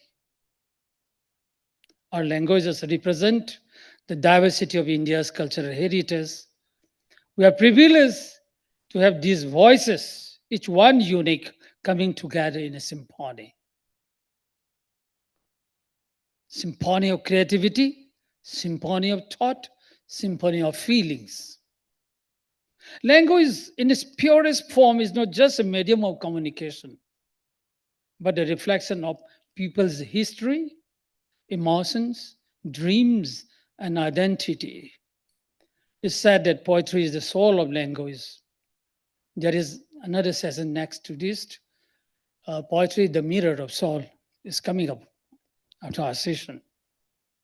Today, we are fortunate to witness these poets from across the six rich and diverse linguistic traditions, is bringing a unique flavor to the table, yet all contributing to the same universal experience of art and expression. Sure, we have enjoyed the sounds of poetry. I believe this will continue resonating in your hearts long after. As I just now said, I would like to add a seven tongue to it to make the seven colors of rainbow complete, to make a complete rainbow, and sat swar, so that the music is complete. I would like to read a poem of mine. I will read two poems. These are all short ones, so that you can feel the vibe of Manipuri tongue, Manipuri language. I will read only 4 lines and the rest in English. और इसका Hindi translation आप सुनेंगे हमारा anchor Anshu जी से. So let me start. Frozen Tears, English में है इसका title. और मणिपुरी में होता है पीस टीयर्स। चाकलिबा मोमबत्ती सिंगिसु थवाई पान बमाले। चाकलिबा मोमबत्ती सिंगिसु थमोई पान बमाले। काइनबदा पिरांग सिंथबा माले। ngarang sukhatlamba maira singi phamjillaba pirangna thalamle aigi sumangda kambi singse. These are the 4 lines. Now I will read the English version. और इसके तुरंत बाद अंशु जी is here to read the English Hindi translation of it, which is done by Devesh Kumar, my friend. Devesh ने किया था. So frozen tears. Perhaps wax candles have lives unseen. Perhaps wax candles have lives unseen. They sense the weight of sorrow and death. And with molten cries, their grief is keen, shedding hot tears in each heated breath. Perhaps wax candles have lives unseen. This morning, on my courtyard's crest, this morning, on my courtyard's crest, cupfuls of frozen tears were found. This morning, on my courtyard's crest, cupfuls of frozen tears were found from candles lit as dusk caressed, bearing witness to nights profound. As the night grew old and shadows lean, as the night grew old and shadows lean, the candles' flames began to wane. Their waxen forms, once tall and keen, their waxen forms, once tall and keen, melted down in tender pain. With its flicker, a farewell sigh. With its flicker, a farewell sigh, they whisper secrets to the night until their light kissed the dark sky and their souls embrace the twilight. Frozen tears, perhaps wax candles have lives unseen. So this is the English translation of my Manipuri poem. I have added the 7 color to the 6 colors to make the rainbow complete. So Anshu जी आप आइए इसका हिंदी वो जो है सुनाइए. Sir सबसे पहले तो thank you so much for giving me this opportunity और माफ़ी भी चाहूँगी हो सकता है कि आपने जिस अंदाज में इसको बयां करने की कोशिश की है मैं शायद ना कर पाऊँ ऐसा.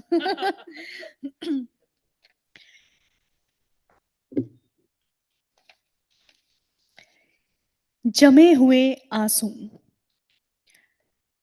शायद अदृश्य जीवन होता मोमबत्तियों से.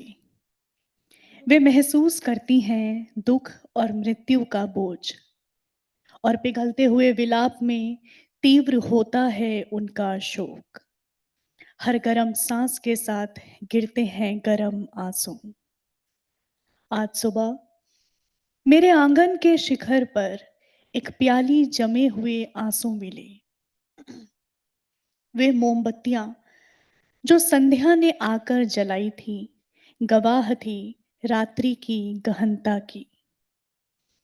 जैसे जैसे रात बढ़ी और साए झुके मोमबत्तियों की लौ फीकी पड़ने लगी. उनकी मोम से बनी आकृतियां जो कभी लंबी और तेज थी नाजुक दर्द में पिघल गई. हर झपकी के साथ एक अलविदा की आह. वे रात से अपने राज फुसफुसाती रही जब तक कि उनकी रोशनी ने अंधेरे आकाश को नहीं चूमा और उनकी आत्माओं ने धुंधले के अपने को गले न लगा लिया.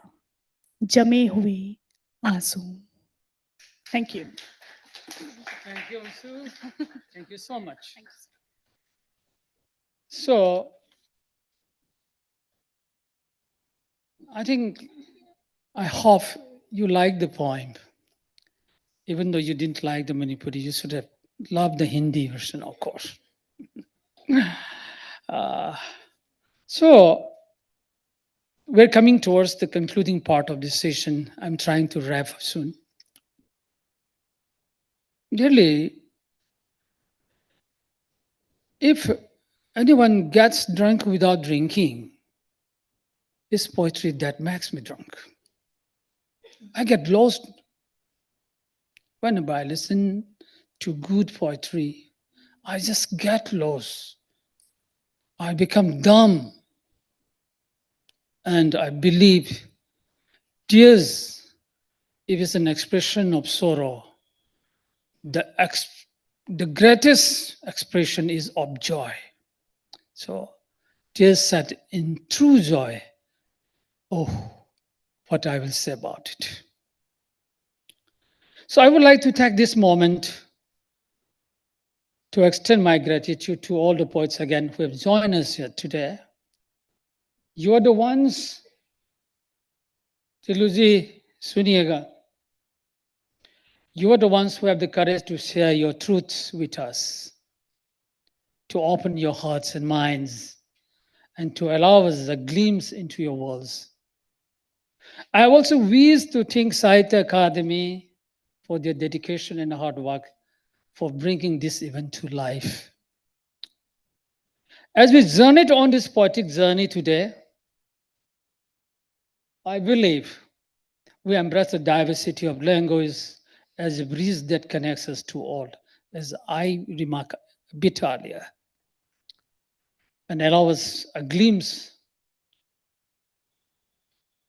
whether it is the joy, the sorrow, or the beauty of life. Poetry, after all, will allow us to experience it together, reminding us that despite our differences, we are all united by our shared humanity. To our audience, thank you for being here to celebrate the beauty of multilingual poetry, tasty sounds. Your presence enriches this event and makes it even more special. I encourage you all to listen with open hearts further on in the next session also. Engage with the poets and let the words fill you with inspiration and wonder. To wrap up, I would like Ansuji, what was the last poem that I gave you? I would like to wrap up with that. Yeah. It's Lament on a Graveyard. ऐसा है, I'm often, despite my age, I turned 71 this February. I turned 71. So nobody believes I'm 71. So people often tell me that, and what is a compliment or an abuse, I don't know. On reading Kiran's poems, the old men grow young. This is a very wonderful and peculiar comment to me because I used to write romantic poems. And I experienced something yesterday. Lament on a Graveyard. You have already felt the vibe and accent of Manipuri language, Manipuri tongue. So I will not go into the Manipuri tongue of this poem. I will read the English version of it. Really, I wrote it in a very romantic flow, romantic tongue. But when I changed a word, the poem took a revert. You can't believe it. I just changed a word. And the point on something spiritual. Let's witness it together. Lament on a Graveyard. What an ignorant fool like me. What an ignorant fool like me can give to you, my friend, for all the love and the sacrifices you made for me until the end. I will repeat the lines. What an ignorant fool like me can give to you back, my friend, for all the love and sacrifices you made for me until the end. You through and gamble your heart for the love of a heartless one like me. You cast and gamble your heart for the love of a heartless one like me. Stupid I was to throw away your gold-lined heart so free. Today, I lament my foolish ways. Today, I lament my foolish ways, for I have learned who you truly are. Tears have run down my cheeks. Tears have run down my cheeks, colors faded, my shawl lapped with scars. My eyes have wrinkled from sleepless nights. My eyes have wrinkled from sleepless nights, haunted by the love I failed to see. In the mirror of regret, I find. In the mirror of regret, I find a reflection of your undying loyalty. Now, I understand the depth of your love. Now I understand the depth of your love. So pure, so selfless and true. What an ignorant fool like me can give is a heart that now belongs to you. So this is a romantic flavor. But I changed the word friend to master, Lord. Then it became a spiritual poem.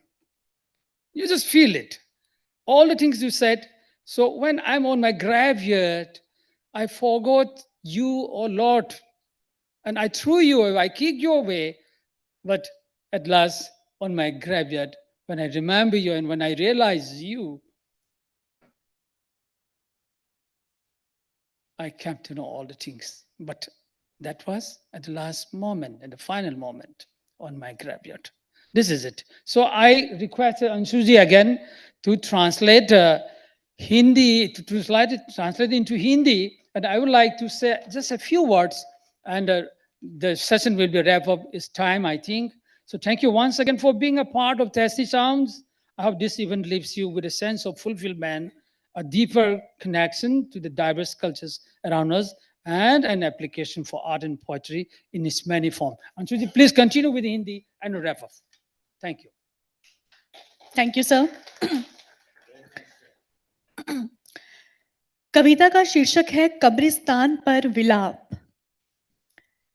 मेरे जैसा मूर्ख मूर्ख तुम्हें क्या लौटा सकता है मेरे दोस्त, उन सभी प्यार और बलिदानों के लिए जो तुमने मेरे लिए अंत तक दिए.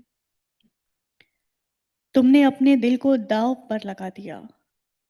मेरे जैसे हृदयहीन के प्यार के लिए मैं मूर्ख था कि तुम्हारा स्वर्ण पंक्तिबद्ध दिल इतना मुक्त फेंक दिया. आज मैं अपने मूर्खतापूर्ण तरीकों पर विलाप करता हूं, क्योंकि मैंने जान लिया कि तुम वास्तव में कौन थे, कौन हो. मेरे गालों पर आंसू बह रहे हैं, रंग फीके पड़ गए हैं, मेरी आत्मा पर निशान रह गए हैं. मेरी आंखें रातों की नींद हराम करने से झुर्रीदार हो गई है. उस प्यार से पीड़ित हूं जिसे मैं कभी देख नहीं पाया. पछतावे के आईने में मुझे तुम्हारी अमर वफादारी का प्रतिबिंब मिल गया है. धन्यवाद. आप सभी मेहमानों का चेयर सर, आप सभी पोएट्स का कीमती समय निकालकर आप यहाँ सभागार में आए, इस सभागार की शोभा को बढ़ाया। मैं अंशु अग्रवाल आप सभी का पुनः तहे दिल से आभार प्रकट करती हूँ। ये सत्र हमारा आज के कार्यक्रम का यहीं पर समाप्त होता है और दूसरा सत्र हम लोग ठीक 12 बजे शुरू करेंगे। Thank you.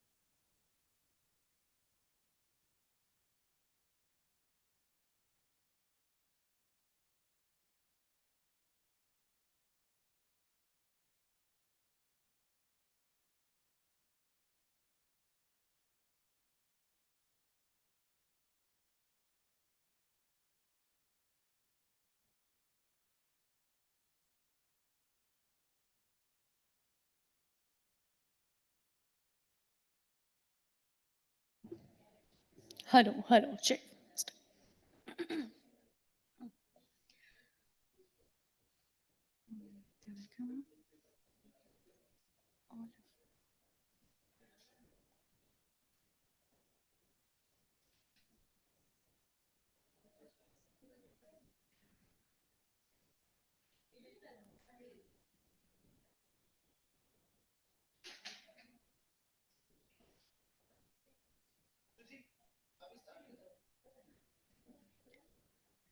In 2 minutes.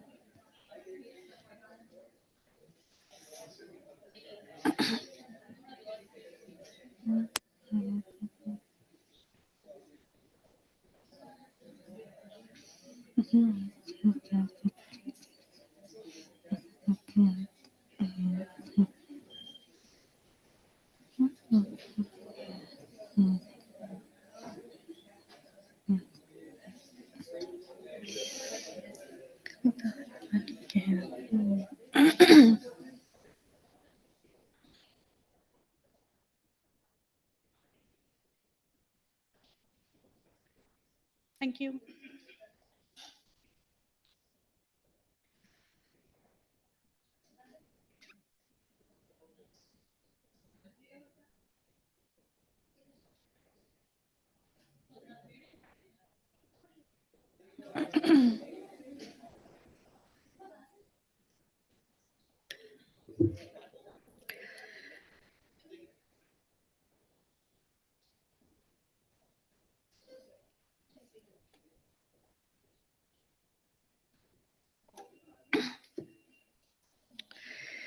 Namaskar.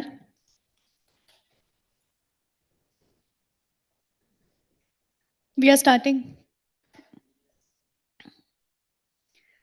सभागार में उपस्थित सभी साहित्य प्रेमियों को पुनः अंशु अग्रवाल की तरफ से सादर प्रणाम।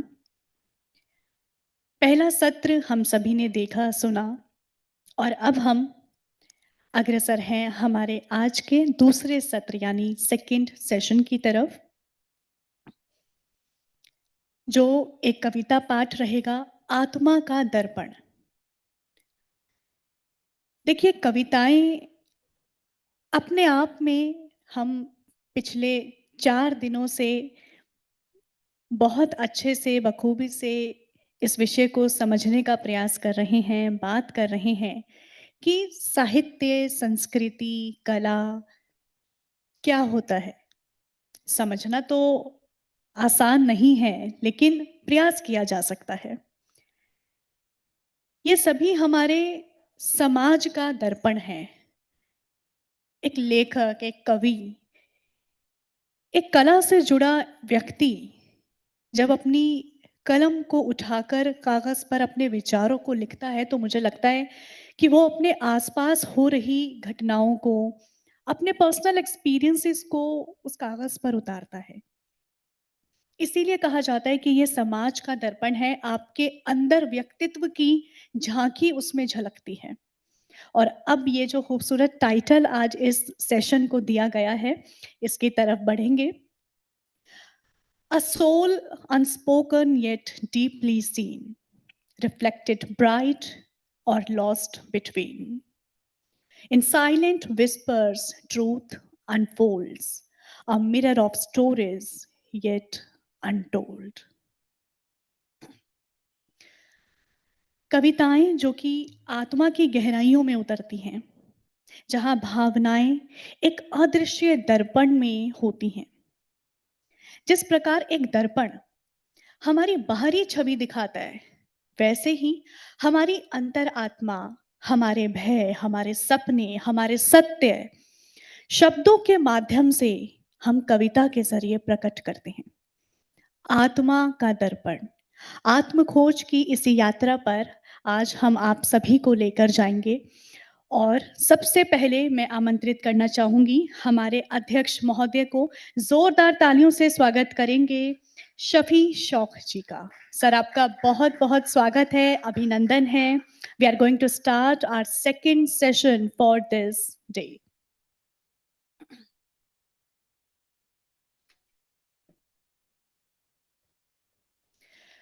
हमारे साथ इस सेशन में अन्य पैनलिस्ट होंगे। सबसे पहले स्वागत है मुलेनगढ़ रेवती पुवैया जी आपका। Then we have Jyotsna Mishra ji, Sudha Kumari, Badri Mishra ji, Vikas Vatsnabh ji, Jay Vijay रानी जी। आप सभी का बहुत बहुत स्वागत, बहुत आभार, बहुत अभिनंदन जो आप सभी ने इस सभागार में आकर, कावेरी सभागार में आकर इस सभागार की शोभा को और भी बढ़ाया है।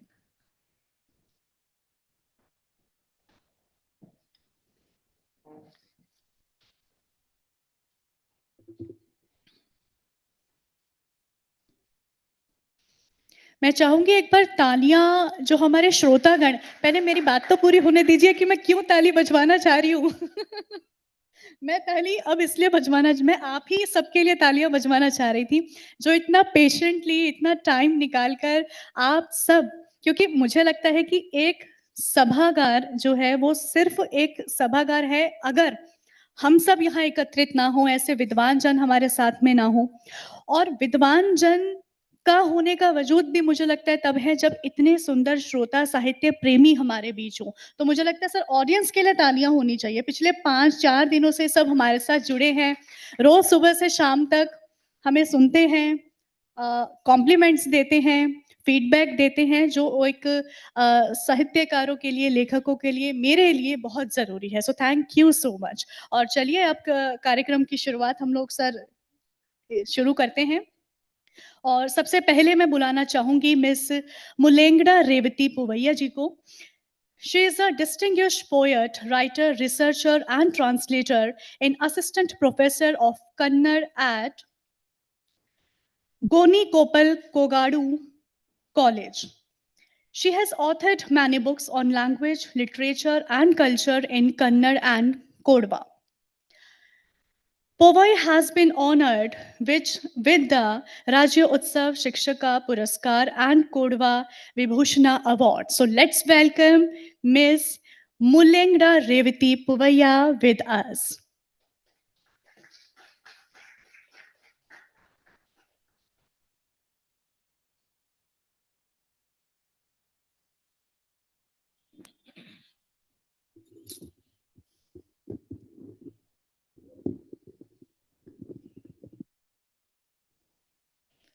ಎಲ್ಲರಿಗೂ ನಮಸ್ಕಾರ, ನಲಾಮೆ. Good day to one and all. I'm Mulengada Revati Povaiya from Kodagu, a tiny but a powerful land of India by its martial culture, rich folklore, patriotism, and aroma of coffee. My first poem is ಸೂರ್ಯಂಗೊತ್ತು ಎಲಂಗುನವನೆ. ಅಂಬಿಕೆನಕ್ ಭೂಮಿ ಕುಳುಪುನ ಸುಗಮಾಡು ಜಗಕುಂದು ಬೋಡುನ ನೀರಗ್ಗಿ ಕಾತು ನೇರ ನೆಲಚಿಲು ಕಂಡು ಕೃಷ್ಣನ ತುದುಚವನೆ. ಕೋಳಿ ಕೂಂದತ್ತು ಸ್ವಾಮಿ ಏಳೆಂದು ಶಿವನ ಒಪ್ಪುನವನೆ.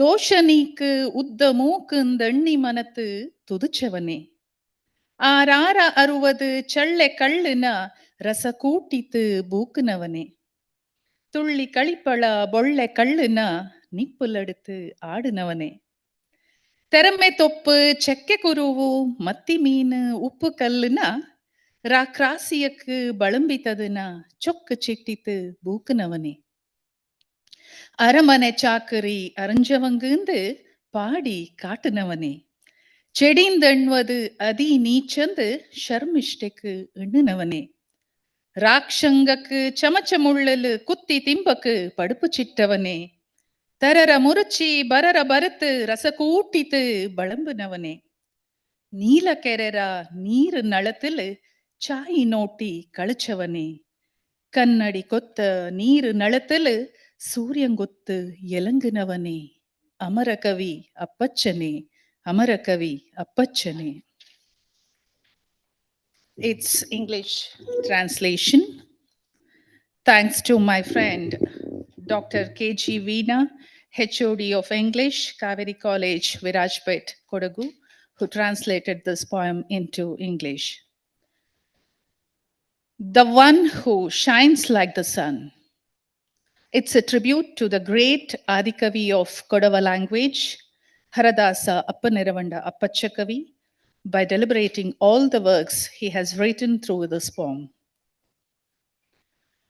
He brought the goddess Ambika down to earth, played to spread happiness all over the world. In water, fire, air, day and night, found Lord Krishna and prayed with all might. The cock crows, Swami, please raise, awakened Lord Shiva in praise. Remover of obstacles, the long-nosed Lord worshipped him in the heart's chord. On the 60 leafy cups, poured liquor for tasty gulps. The jumping and dancing toddy was kept over the shoulders of the dancing body. Leafy greens, jack badam, sardines, and rock salt served it all to the demons, intoxicating them with every glass. Job at the palace is only for the knowledgeable, expressed in your song and parable. Anger is for ignoble, Sharmishte Devi advised in your fable. Demons were taught to poke and fork and eat. Varieties in cutting and frying, served by you in a delicious string. On seeing your reflection in the blue pond, played around admiring beauty in water. Pond mirroring so clear, you are the one who shines like the sun so pure. You are the one who shines like the sun so pure. My another poem, Muskoli. ಪತ್ತಾಕ ಕಟ್ಟಿತ್ತು ಚಿಂಗಾರ ತಣಂಜಿತ್ತು ಎಲಂಗಚಿ ಮೂರುತ ಕಳುತ್ತಲ್ಲಿ ಮುಕ್ಕಾಲಿಲ್ ಅಳುತ್ತಿತ್ತು ಕಿಂಡಿ ಪಾಲು ಎರಕಿತ್ತು ಮಂಡೆಕ್ ಅಕ್ಕಿ ಬುದ್ದಲ್ಲಿ ಕೊಡವ ಬೈಂಬನು ಕೈ ಪುಡುಚಿ ತೊಪ್ಪಿತ್ತು ಸಂಬಂಧ ಅಡುಕನ ನೇರತ್ತಲ್ಲಿ ಬಾಮನೆ ಪತ್ತಿತ್ತು ನೆಲ್ಲಕ್ಕಿ ತೊತ್ತಿತ್ತು ஞானத்து ಎಲಂಗುವ ಕನ್ನಿಯಲ್ಲಿ ಸರಪೋಲೆ ಪೊಮ್ಮುತ್ತು ಅಡೆಮೇಂಗಿ ಬಾವಕು ಬಂಬನು ನೀಕನ ಮುಸ್ಕೋಲಿ ಬಂಬನು ನೀಕನ ಮುಸ್ಕೋಲಿ. It's English translation. Again, thanks to Veena. Muskoli, the marital veil. The Pataka, celestial Mangal Sutra being tied, beautified the bride. Sat in the holy Muhurta with the groom beside.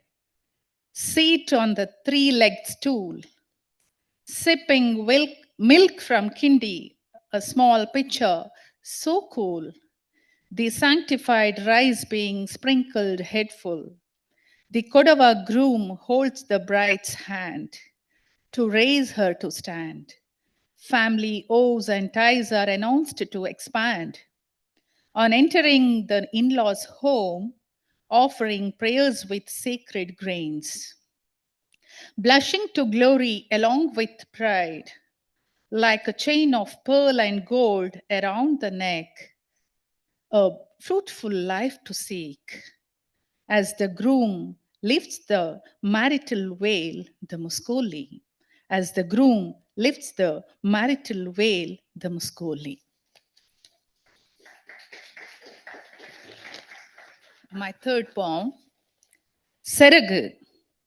பொஞ்சங்கு உடந்தித்து ஜப்பூமிக்கு எழுஞ்சந்து பா குஞ்சி குடிப்பக்கா மறையான செருகு ಬಾಣ ಸೂರ್ಯಂಡ ಕಾಚಲು ಬೊಣ್ಣೆ ಮಿನುಕಿನ ಮೂಡುಕು ಪಾಯುವಾಂದು ಅವ್ವಯ್ಯ ಮರೆಮರುತ ಸೆರಗು ಮನೆಲಡಿ ಪರಂದು ಜಿಬ್ಬೆ ಕಾಲಿಟ್ಟು ನಡುಪಕ ಭೋಜಿ ಮೂಡುನ ತೀಟಿ ತೆಳಕುನಾ ಸೆರಗು ಬರುತ್ತ ಪುಟ್ಟು ಕುಸಿಲ ತಿಂದು ಕಳಿಪಳ ತುರತು ಓಡುವಕ ಕೈ ತೀಟುವಕ್ಕೂ ಸುಲಭತ್ತು ಕಿಟ್ಟುವೆಂಜೋರ ಸೆರಗು ಪುಂಡು ಮಾಡಿತ್ತು ಮೊರಟಂಡೋಡಿತ್ತು ಒಳಿಚಿ ಕಳಿಪಕ ಬಾತಿ ತಪ್ಪುನ ಸೆರಗು ಸಂಸಾರ ಕಡತಿರ ಸುಳಿಕು ಕಣಿಂಚಿತು ಬಟ್ಟೆ ಕಾಂಗತೆ ಬ್ಯಾರ ತಿಪ್ಪಕ ಮಂಡೆ ನೀಂಬಿತ್ತು ಕಣ್ಣೀರ ತೀಟಿನ ನಾಡ ಒಯ್ಯಂಡ ಸೆರಗು ಮಂಡೆ ನೀಂಬಿತ್ತು ಕಣ್ಣೀರು ತೀಟಿನ ನಾಡ ಒವ್ವೆಯಂಡ ಸೆರಗು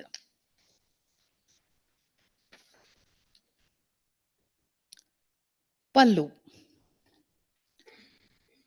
It is the Pallu. When an infant is born from the womb that adorn, to suckle the divine milk, mother shades the child with you, dear Pallu. To avoid the glary sun, flare up at a butter-knead face, mother uses you to veil the child, dear Pallu. After eating the fried delicacies, hurrying to reach the playful buddies, children quickly wipe their oily hands on you, dear Pallu. Children being naughty, to hide tears, those are haughty, then run around being snotty. You hug them in your shade, dear Pallu.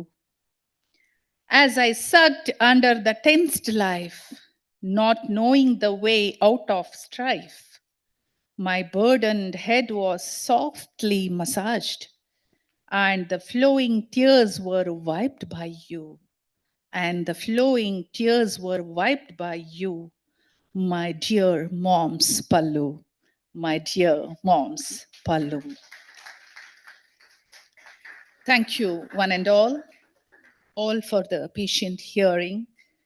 Thank you, Sahitya Academy, for the great opportunity. Thank you.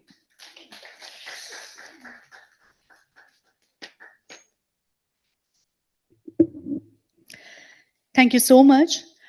और अब मैं जिनको बुलाने जा रही हूं वो एक स्त्री रोग विशेषज्ञ के साथ एक कवित्री भी हैं। आपने कानपुर से MBBS और DGO किया है और वर्तमान में दिल्ली में कार्यरत है। आपके 4 संकलों में सह संपादन के साथ एक एकल कविता संग्रह औरतें अजीब होती हैं प्रकाशित है। आपकी कविताएं कई बार ऑल इंडिया रेडियो पर प्रसारित हुई हैं। आप कई वर्षों से रंगमंच में सक्रिय रूप से जुड़ी रही हैं और कहानियों के मंच रूपांतरण में विशेषज्ञता रखती हैं। जोरदार तालियों से स्वागत करेंगे हमारे बीच मिस ज्योत्सना मिश्र जी का।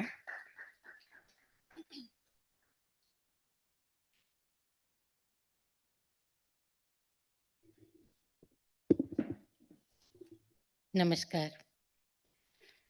आज के सत्र के अध्यक्ष जनाब शफी शौक जी से, रेवती जी, सुधा जी, बद्री मिश्र जी, विकास जी, जे विजय रानी जी, आप सभी की अनुमति और हमारे इतने सुधी श्रोताओं की अनुमति के साथ मैं अपना कविता पाठ प्रारंभ करती हूँ। पहली कविता है एक स्त्री की कविता। जब उन्होंने पूछा तुम कविता नहीं लिखती, जब उन्होंने पूछा तुम कविता नहीं लिखती, मैं शाम की धूल में लिपटे चांद को झाड़ कर फलक पे टांकने की कोशिश कर रही थी अपने दुधमुहे के झुंझुने के साथ। जब उन्होंने पूछा तुम कविता नहीं लिखती, मैं शाम की धूल में लिपटे चांद को झाड़ कर फलक पर टांकने की कोशिश कर रही थी। अपने दुधमुहे के झुंझुने के साथ मैंने कुछ चौंक कर कहा, हाँ लिखती हूँ ना, अभी अभी मैंने पानी भरा था, एक तो उसमें भी है। उन्होंने कुछ उकता कर पूछा, कोई किताब छपी? मैंने कहा हर दिन मैं एक रोटी बेलती हूँ, तवे पे सेकती हूँ, एक कविता बनती है। ऐसी कई कविताएं तह लगाकर ऐसी कई कविताएं तह लगाकर डब्बे में रखती हूँ, किताब बन जाती है। सच मानिए बड़ा संतोष होता है हर बार पूरी किताब देखकर। उन्होंने मुझे यूं देखा जैसे मैंने सब्जियों के साथ पका डाला था अपना जहन। वो तरस खाते मुस्कुराते जाने लगे। मैंने रोककर कहा, देखिए तो सही, क्या आपको नहीं दिखती कविता आंखों में मेरी, बाहों में जिनसे बुहारती हूँ आंगन और सज जाता है अंतरिक्ष, होठों पे जिनसे धीमे से बुलाती हूँ नाम प्रिय का। अच्छा देखिए तो मेरी कोख, धारियां हैं गवाह की कविता लिखी गई। उनके माथे पे बल थे जैसे मैंने की कोई गुस्ताखी, वो बुरा मान गए जैसे मैंने कविता का उड़ाया हो मजाक, और कविता यकीन मानिए मुस्कुराती ही रही।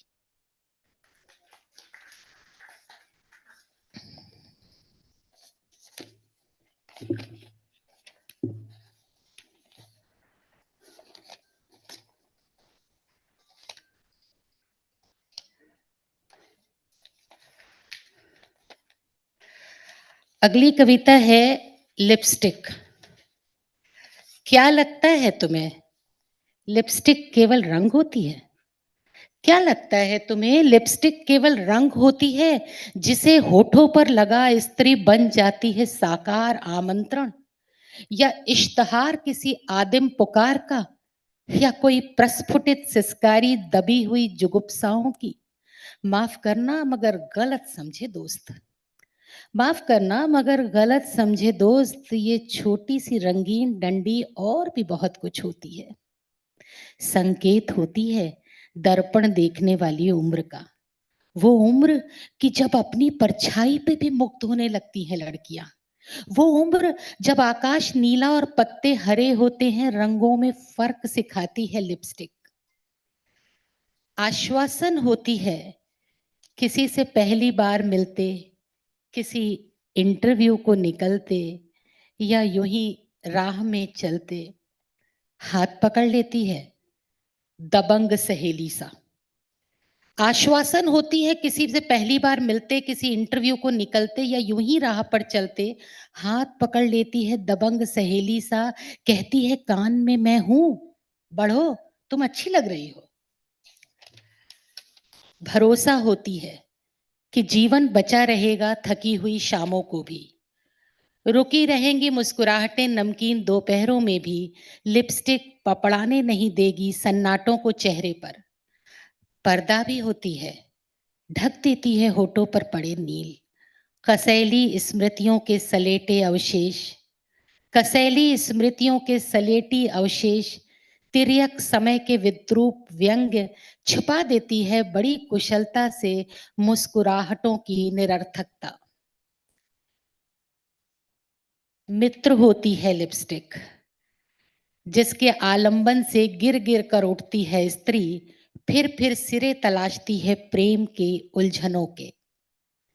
सौंदर्य और जीवन रचना जहां छोड़ता है ईश्वर, वहां से आगे बढ़ाती है लिपस्टिक। किसी किन्नर से कभी पूछना। सौंदर्य और जीवन रचना जहां छोड़ता है ईश्वर, वहां से आगे बढ़ाती है लिपस्टिक। किसी किन्नर से पूछना, पूछना सोनागाछी की किसी शाम से, उतरे बीमार चेहरों को सजाती पुचकारती लिपस्टिक। ईश्वर नहीं तो कम भी नहीं, लिपस्टिक केवल रंग नहीं होती। और एक और कविता सुनाने की अनुमति चाहूंगी मैं। ये मेरी बड़ी प्रिय कविता है, माफ करिएगा ये सारे कागज खुल के इधर उधर हो गए।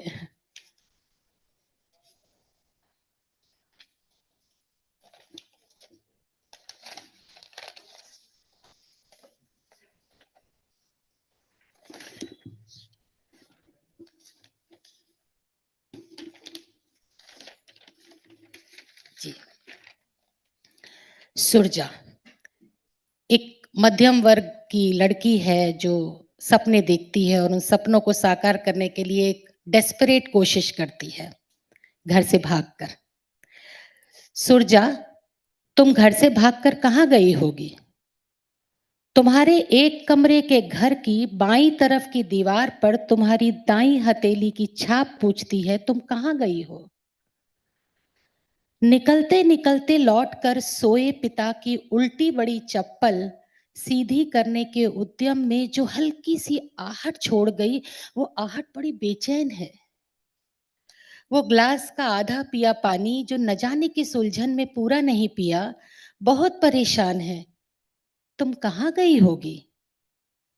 तुम्हारी कॉपी के आखिरी पन्ने पर फूल पत्ती सा दिखता जो एक अक्षर है, वो अक्षर पूछता है।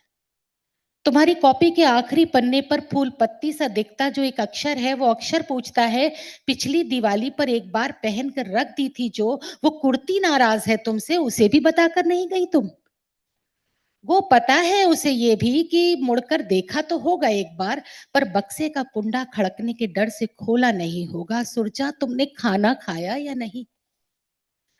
क्या तुम्हें भी उसकी उतनी ही याद आती है जितनी तुम्हारी माँ के आंचर के छोर को तुम्हारी आती है? क्या तुम्हें भी उसकी उतनी ही याद आती है जितनी तुम्हारी माँ के पल्लू के छोर को तुम्हारी आती है? क्या खुश हो तुम? क्या खुश हो तुम?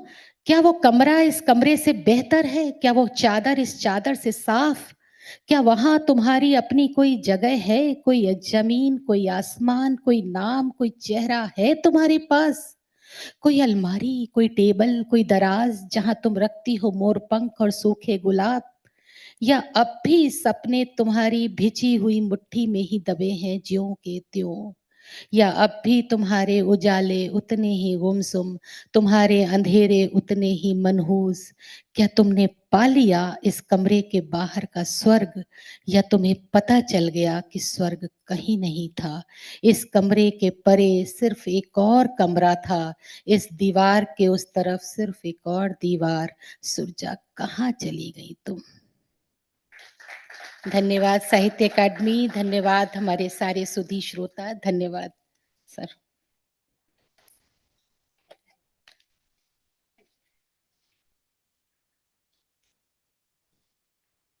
Thank you ma'am.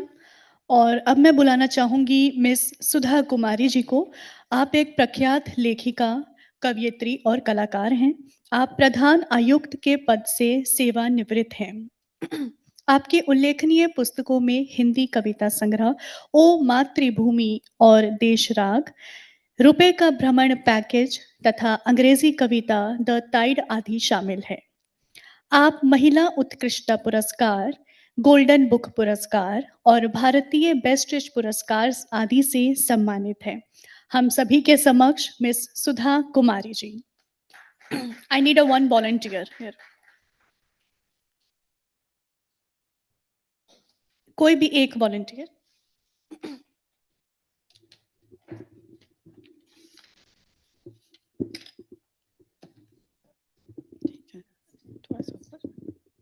ये देखने दे। A very good afternoon to Honorable Chair, my worthy participants and friends, and a wonderful audience. Since I am a bilingual poet, bilingual writer, I am also a column writer, a blog writer in Navara Times. So I can speak in both languages. My poetry that I have brought today for recital, that is in Hindi, but I can explain the concept in English also. So it's a great honor, first of all, to be a part of this multilingual poetic forum. And I thank the Sahitya Academy for giving me this honor. My first poem is about the children who leave the country. वो देश छोड़कर चले जाते हैं. It's about the migrants who go abroad for making a good career and earning for betterment of their parents' lives and their own lives. But what happens in the old age of their parents? They live alone. They wait for the children to come back, but since they have settled down abroad, they are not able to come. For that, I wish that my country should be such a beautiful nest that the birds which are flying away should come back, give settle down in their own country and give rest to their parents also. So देश हो सुखद नीड़ ऐसा, नीड़ is घोंसला, फूलों से फुलवारी बनती, शिशुओं से घर उपवन, घर के फूल आज खिल रहा है दूर देश के आंगन, अपने घर में रोटी थी, अपने घर में रोटी थी, पर कुछ चमकाने भाग्य चले, सात समुंदर पार देश के नौनिहाल भी भाग चले, लिए कटोरा दूध भात का वृद्ध पिता हैं टेर रहे, आजा चंदा घर है सुना, कब से तुझको हेर रहे, उम्र की बढ़ती बेल मांगती सबल सहारा बाहों का, आंखों के तारे को ढूंढे पथिक आखिरी राहों का, देश एक सुखद नीड़ हो ऐसा, पंछी दूर न उड़ जाएं, मात पिता जीवन संध्या में निर्भय हो विश्राम करें. This is my wish for the betterment of my own country, and the people who are living abroad, they should take care of their old parents also. Now, second poem. This is about the care for my own planet, the Earth. We are searching in this space for some other planet where the man can live. But what have we done to this planet? This is the only planet which is livable. What have we done to its ecology? What have we done to it? I mean, there is no peace. There is always some war, battle going on. There is pollution. There's so many problems on this planet, and we are looking for some other planet. तो I have मेरा एक request है, मैंने सन को देखकर, सूर्य को देखकर ये लिखा है कि हमारे जीवन में, धरती के जीवन में जितनी भी कालिमा है, कलुष है, उन सबको नाश करके और युद्ध तमस की काली परछाई को हटाएं और इसमें हमारी मदद करें. तो ये एक छंद है, इसे गाया भी जा सकता है, इसके गीत की तरह है ये. ओ फेरी वाले, सुबह सवेरे स्वर्ण कलश ले, ओ फेरी वाले, कर उजियाला जगमन आंगन, धुले कलुष काले, अखिल जगत पर युद्ध तमस की काली परछाई, सुंदर धरती नीले नभ पर घोर घटा छाई, नभ पर धूम लपट में कैसे मेघ शशक खेले, शशक इज खरगोश, रैबिट, नभ पर धूम लपट में कैसे मेघ शशक खेले, सागर की नीली आंखों में भय सा क्यों फैले, दिवा रात्र की फेरी लगती, उजली धूप आती, सुख दुख बारी बारी आते, शांति न क्यों आती. Why does peace not come to us when the day and night are coming by turn? Peace is not coming to us. ऐसी उजली किरण बिछा दे ओ फेरी वाले, ध्वंस की रण भेरी न बजाएं, शांति के रखवाले, शांति के रखवाले. ये मेरी दूसरी कविता थी. मेरी तीसरी कविता है. मुझे अक्सर दिखता है कि किसी भी एल्डरली लेडी को देखकर लोग उसके माता जी, अम्मी जी, मम्मा जी सब कुछ बोल देते हैं, बट एल्डरली जेंट्स को देख कोई पिताजी नहीं कहता है, पापा जी नहीं कहता है, तो मुझे थोड़ा सा अजीब लगता है.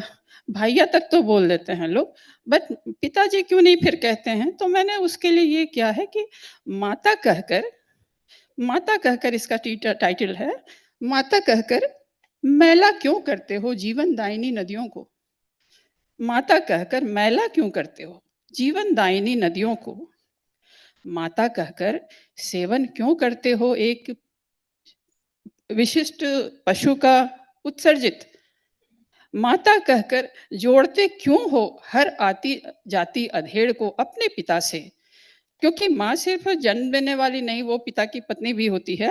तो माता कहकर जोड़ते क्यों हर आती जाती अधेड़ को अपने पिता से, तुम पिता तो नहीं कहते मैला करके नद को, पशु के पति को, हर आते जाते अधेड़ को. ये मेरा एक क्वेश्चन है सोसाइटी से, इसको आप अपने ढंग से देख सकते हैं. और दूसरा है वही पॉल्यूशन एंड यूनिवर्स को लेके जो हमने क्रिएशन में जितना डिस्ट्रॉय किया है. सागर किया प्रदूषित, सागर किया प्रदूषित, नदियां मैला ढोती, धरती पर बम वर्षा, अंतरिक्ष में जाकर चंदा से मांगे पानी मानव दीवाना. ये एक छोटी कविता है.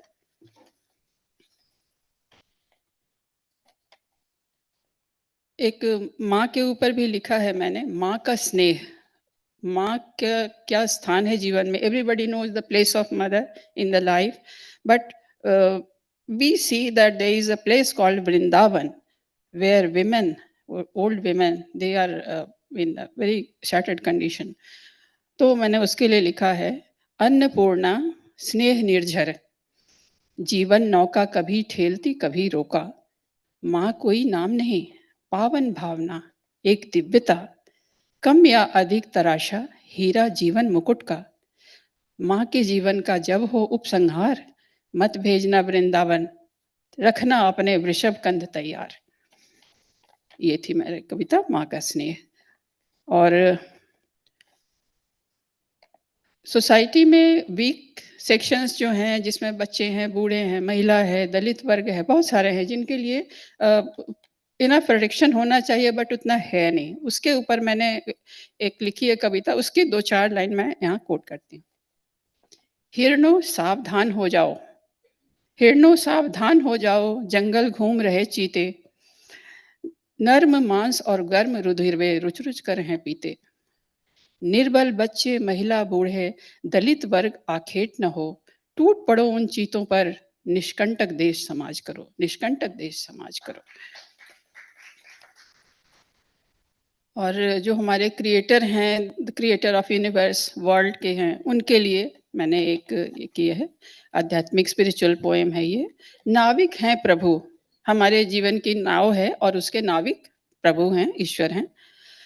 नौका बिन पतवार लहर उत्ताल तो मन मत डरिए, नौका बिन पतवार लहर उत्ताल तो मन मत डरिए, बिन नाविक मझधार भला भवसागर कैसे तरिए, मन की नाव करें स्थिर पतवार धर्म की धरिए, प्रबल कर्म 49 पवन से पाल नाव की भरिए, जलचर नभचर हिमनद की माया से सहज गुजरिए, याद रहे नाविक हैं प्रभु संसार पार जब करिए, संसार पार जब करिए। Thank you so much. Thank you so much, and thanks to Sahitya Academy and this wonderful audience.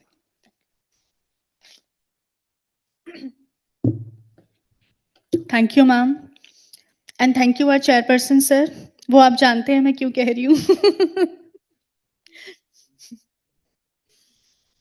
Okay, so the next poet we have with us, Mr. Badri Mishra ji, who's also known as Badrinath Mishra ji, is an eminent Odia writer, poet, and journalist. He has written screenplay for the Odia film Rebati, published over 10 books. A reputed playwright and story writer, he has received Odisha Sangeet Natak Akademi Award. He is the editor of the newspaper Mission Odisha The Truth and the chief editor of web channel Mission for the Development. बहुत स्वागत है sir आपका, जोरदार तालियों से स्वागत करेंगे बद्री मिश्र जी का।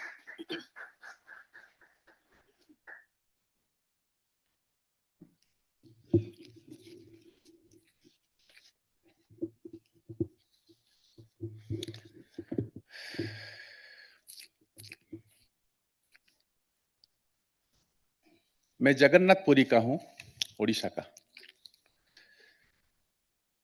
हिंदी से दुर्बल है लेकिन बोल सकता है। लोरी, सभी ने मां की लोरी सुना। किसने सुना उमर की लोरी? सुना कोई उमर की लोरी? आज नशा और हिंसा में समाज जलता है। आज पैदा हुए बच्चे के हाथ में मोबाइल है, इसी समय कौन सुनेगा हमारा लोरी? हमारा शीर्षक है उम्र की लोरी। उड़िया में एक पंक्ति बोल देता हूं, इसके बाद हिंदी में बोल देता हूं, मेरा स्वाभिमान है। पहनता आकाशरे तारा माने जलुथिले दिक दिक होई, डाक्तरखानार एकांत कोणरे धड़ा चादर को देह सारा ढांकी, स्वामी तार सोई जाइथिला चिरदिन पाई। मेनकार आखिर लुहरे मेनकार आखिर लुहरे भासीगला मेनकार अलता सिंदूर रक्ताक्त देह को धरी मेनका पालटी जाउथिला निर्बोध निर्विकार तार चारिआडे शुभुथिला निशाशक्त इंग्रेजी पढ़ा युवक मदर संगीत स्वामी पुओ नाती निघोड़ निदरे सोई जाइथिला बेले पागली परी अपाठ होई मेनका इंग्राजी रे गाउथिला बयसर नानाबाया गीत बयसर नानाबाया गीत बयसर नानाबाया गीत। पति शराब खाने में लोट मारता था। पति शराब खाने में लोट मारता था। प्रसिद्ध गृह से आवाज आई, इसके आदिम कहां हो, इसके आदिम कहां हो रे नाव। शून्य अमावास की रात की किलकिलाहट में गूंज उठा परिवेश। 10 माह की गर्भ जातना से हुई मुक्त मेनका अपार अभाव के दबाव में पुत्र जन्म जनित खुशी में नर्स के हाथों में सौंपा अपना जेवर कान का। भूलकर शराब पति की लात मेनका गा रही थी बच्चे के लिए लोरी। चंदा है तू मेरा सूरज है तू ओ मेरी आंखों का तारा है तू। चंदा है तू मेरा सूरज है तू। बेटा का बड़ा सायाना, हुई शादी। संरक्षण योजना से बन गए डॉक्टर और पोते के लिए गाने की लोरी तैयार होती थी मेनका हमारी। अब पोते के लिए गाने की लोरी तैयार होती थी मेनका हमारी। एक ऐसी आधी रात में एक ऐसी आधी रात में प्रसिद्ध गृह से आई आवाज, इसके आदिम है कौन। देसी दहल के नशे में चूरपति लेटा था रास्ते पर। बेटा पीकर विदेशी झूम रहा था नाइट क्लब में। देखकर चांद अमावास का मेनका आज भी पोते के लिए गा रही थी लोरी। जशोदा का नंद लाला ब्रिज का उजाला है, मेरे लाल से तो सारा जग झिलमिलाए। जू जू जू जू जू जू जू जू जू जू जू जू जू जू जू। नर्स के हाथ से लेकर पर्चा एक लय से नीचे चला मेनका। अभाव के दबाव में भी बनिए की हाथ चढ़ा दी चूड़ी अपनी। बने मेनका का बेटा डॉक्टर, पोता बन गया इंजीनियर। अब किसी अनजान बीमारी से सड़ रहे थे शराबी पति। अभाव से छटपटाते हैं वह अस्पताल की खटिए पर। हर बार की तरह वो दिन था अमावास का। मर्दाना वार्ड से आई आवाज नर्स की, अरे कौन है इस मरीज का, अरे कौन है इस मरीज का। दूर बाहर लेना है इसे, लड़ाई होगी इस बार रोगी से रोगी की। किससे कुछ न बताती हुई बूढ़ी देह लेकर मेनका दौड़ी। किसी से कुछ न बताती हुई बूढ़ी देह लेकर मेनका दौड़ी। घर से घर, द्वार से द्वार, घर से घर, द्वार से द्वार, घर से घर, द्वार से द्वार। सुनसान पार्क के पास भरोसा मिला। 3 लड़कों से पोते की उम्र की किसी एक ने पूछा। किसी पोते जैसे उम्र की लड़का मेनका को पूछा। किसी एक ने पूछा, देह दे सकेंगी हमें। किसी एक ने पूछा, देह दे सकोगी हमें। दंग रह गई मेनका। आसमान फट रहा था। उठी लहरी सागर में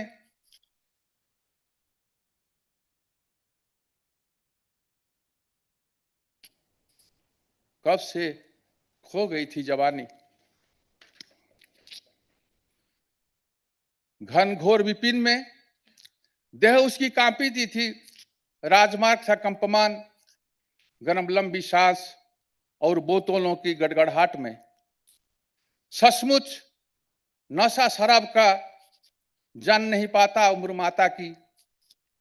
अबस देह खून से भीगी वस्त्र और कुछ रुपयों को साथ मेनका ढूंढ रही थी पति की आयु। मेनका ढूंढ रही थी पति की आयु।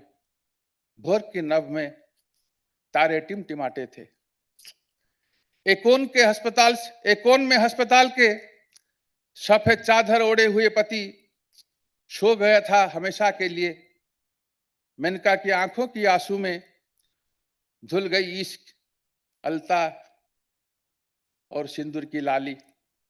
रक्त देह लेकर मेनका बन गई निर्बोध निर्विकार। उसकी चहु और गूंज रहा था नशीले अंग्रेजी पढ़ी युवकों का मादक संगीत। सुप्त थे पति, सुप्त थे पुत्र, सुप्त थे पोता गहरी नींद में। पगली जैसी अनपढ़ मेनका गुनगुना रही थी अंग्रेजी में उम्र की लोरी। पगली जैसे अनपढ़ मेनका गुनगुना रही थी अंग्रेजी में उम्र की लोरी। Twinkle twinkle little star, how I wonder what you are. Twinkle twinkle little star, how I wonder what you are. How I wonder what you are. How I wonder what you are. Namaste.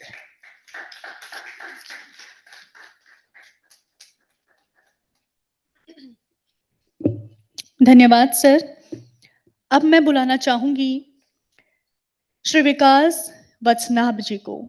आप एक प्रमुख मैथिली कवि हैं। आपकी कविताएं और लेख विभिन्न पत्र पत्रिकाओं में व्यापक रूप से प्रकाशित और प्रशंसित हैं। विभिन्न साहित्यिक कार्यक्रमों का आयोजन करने के अलावा आपने पत्रिका देसिल बयाना का सह संपादन भी किया है और प्रसिद्ध मैथिली साहित्यिक पोर्टल ई मिथिला www.emitla.com के संपादक भी हैं। जोरदार तालियों से स्वागत करेंगे हमारे बीच विकास वत्सनाभ जी।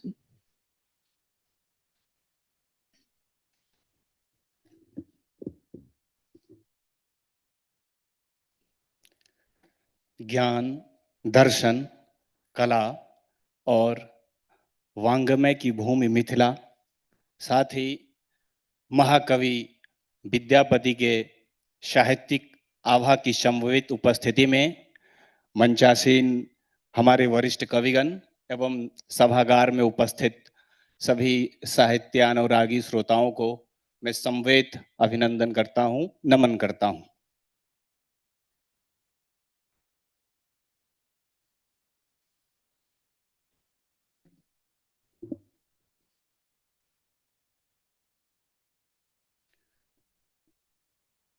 पहिल कविता शीर्षक अछि हस्तक्षेप। ओ सँ भीजल सिंगरहार, धरती पर खसल प्रात। ओ सँ भीजल पारिजात। ये इसको पहले हिंदी में पढ़ता हूं और फिर इसके बाद उसका मैथिली अनुवाद पढ़ता हूं।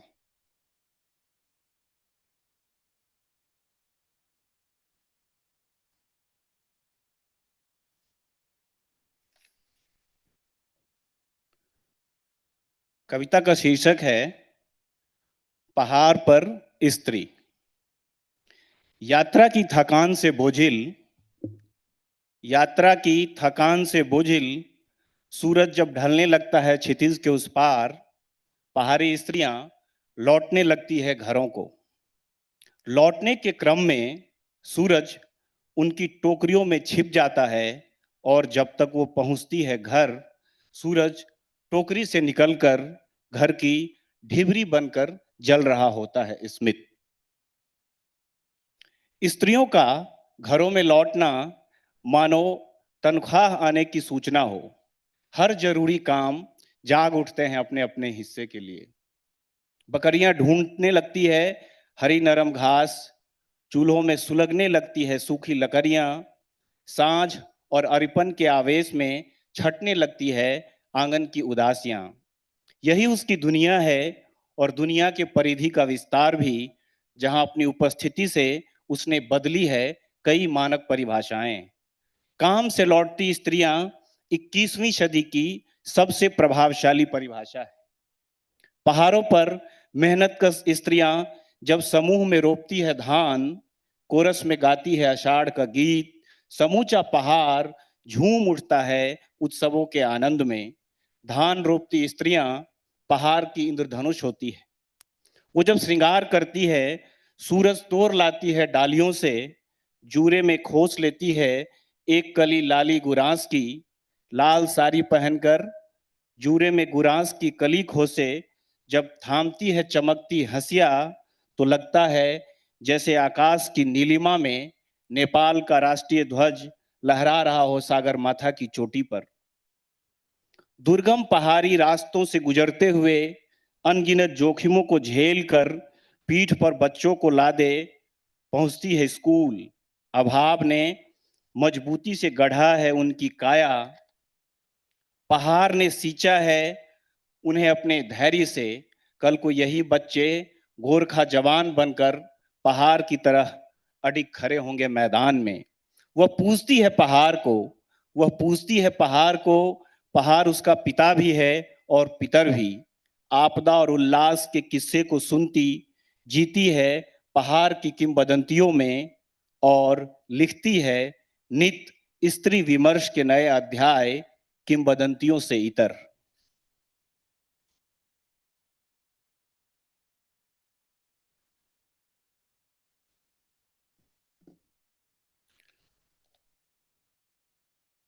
कविता का शीर्षक है कवि का घोषणा पत्र। अपने नाखून पर थोड़ी सी मिट्टी रखकर, अपने नाखून पर थोड़ी सी मिट्टी रखकर पृथ्वी का निरीक्षण करते हुए कवि ने घोषणा पत्र का शीर्षक लिखा है। तीसरे विश्व युद्ध के उपचार के लिए एकमात्र औषधि होगा प्रेम। सदियों से पैटर्न टैंक की अट्टहास में विलीन होता रहा है उस स्त्री का क्रंदन, जो अभी सिम्बोस्का की कविता में अपने नवजात शिशु को दफनाने के लिए खोद रही है कब्र। किसी कलात्मक प्रदर्शनी में सोमालिया की दारूण पेंटिंग के समक्ष आज भी क्यों प्रासंगिक हो जाती है बोधिसत्व की मूर्ति।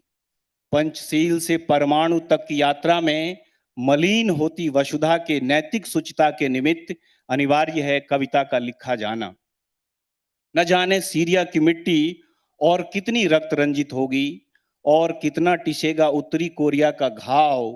ग्लोबल वार्मिंग से पिघलती पृथ्वी से हिरोशिमा और नागासाकी नहीं है बहुत दूर। नहीं सिक्त हो सका जेनेवा, ऑस्कर नियमेर की बनाई मैनहट्टन के चौखट पर अभी भी रिक्त है शांति कलश की स्थापना। वियना के आंगन में बाकी है सुभगता के अक्षत का अभिसिंचन। आज जिस समय चांद पर गेहूं बोने की तैयारी हो रही है, मेरे गांव का एक किसान फंदे में झूल गया होगा पेड़ के किसी डाल से। बारूदी सुरंग पर बेजान दौड़ रही शताब्दी को अपने घोषणा पत्र से गेहूं और गुलाब की परिचिति हेतु आश्वस्त करता है कवि।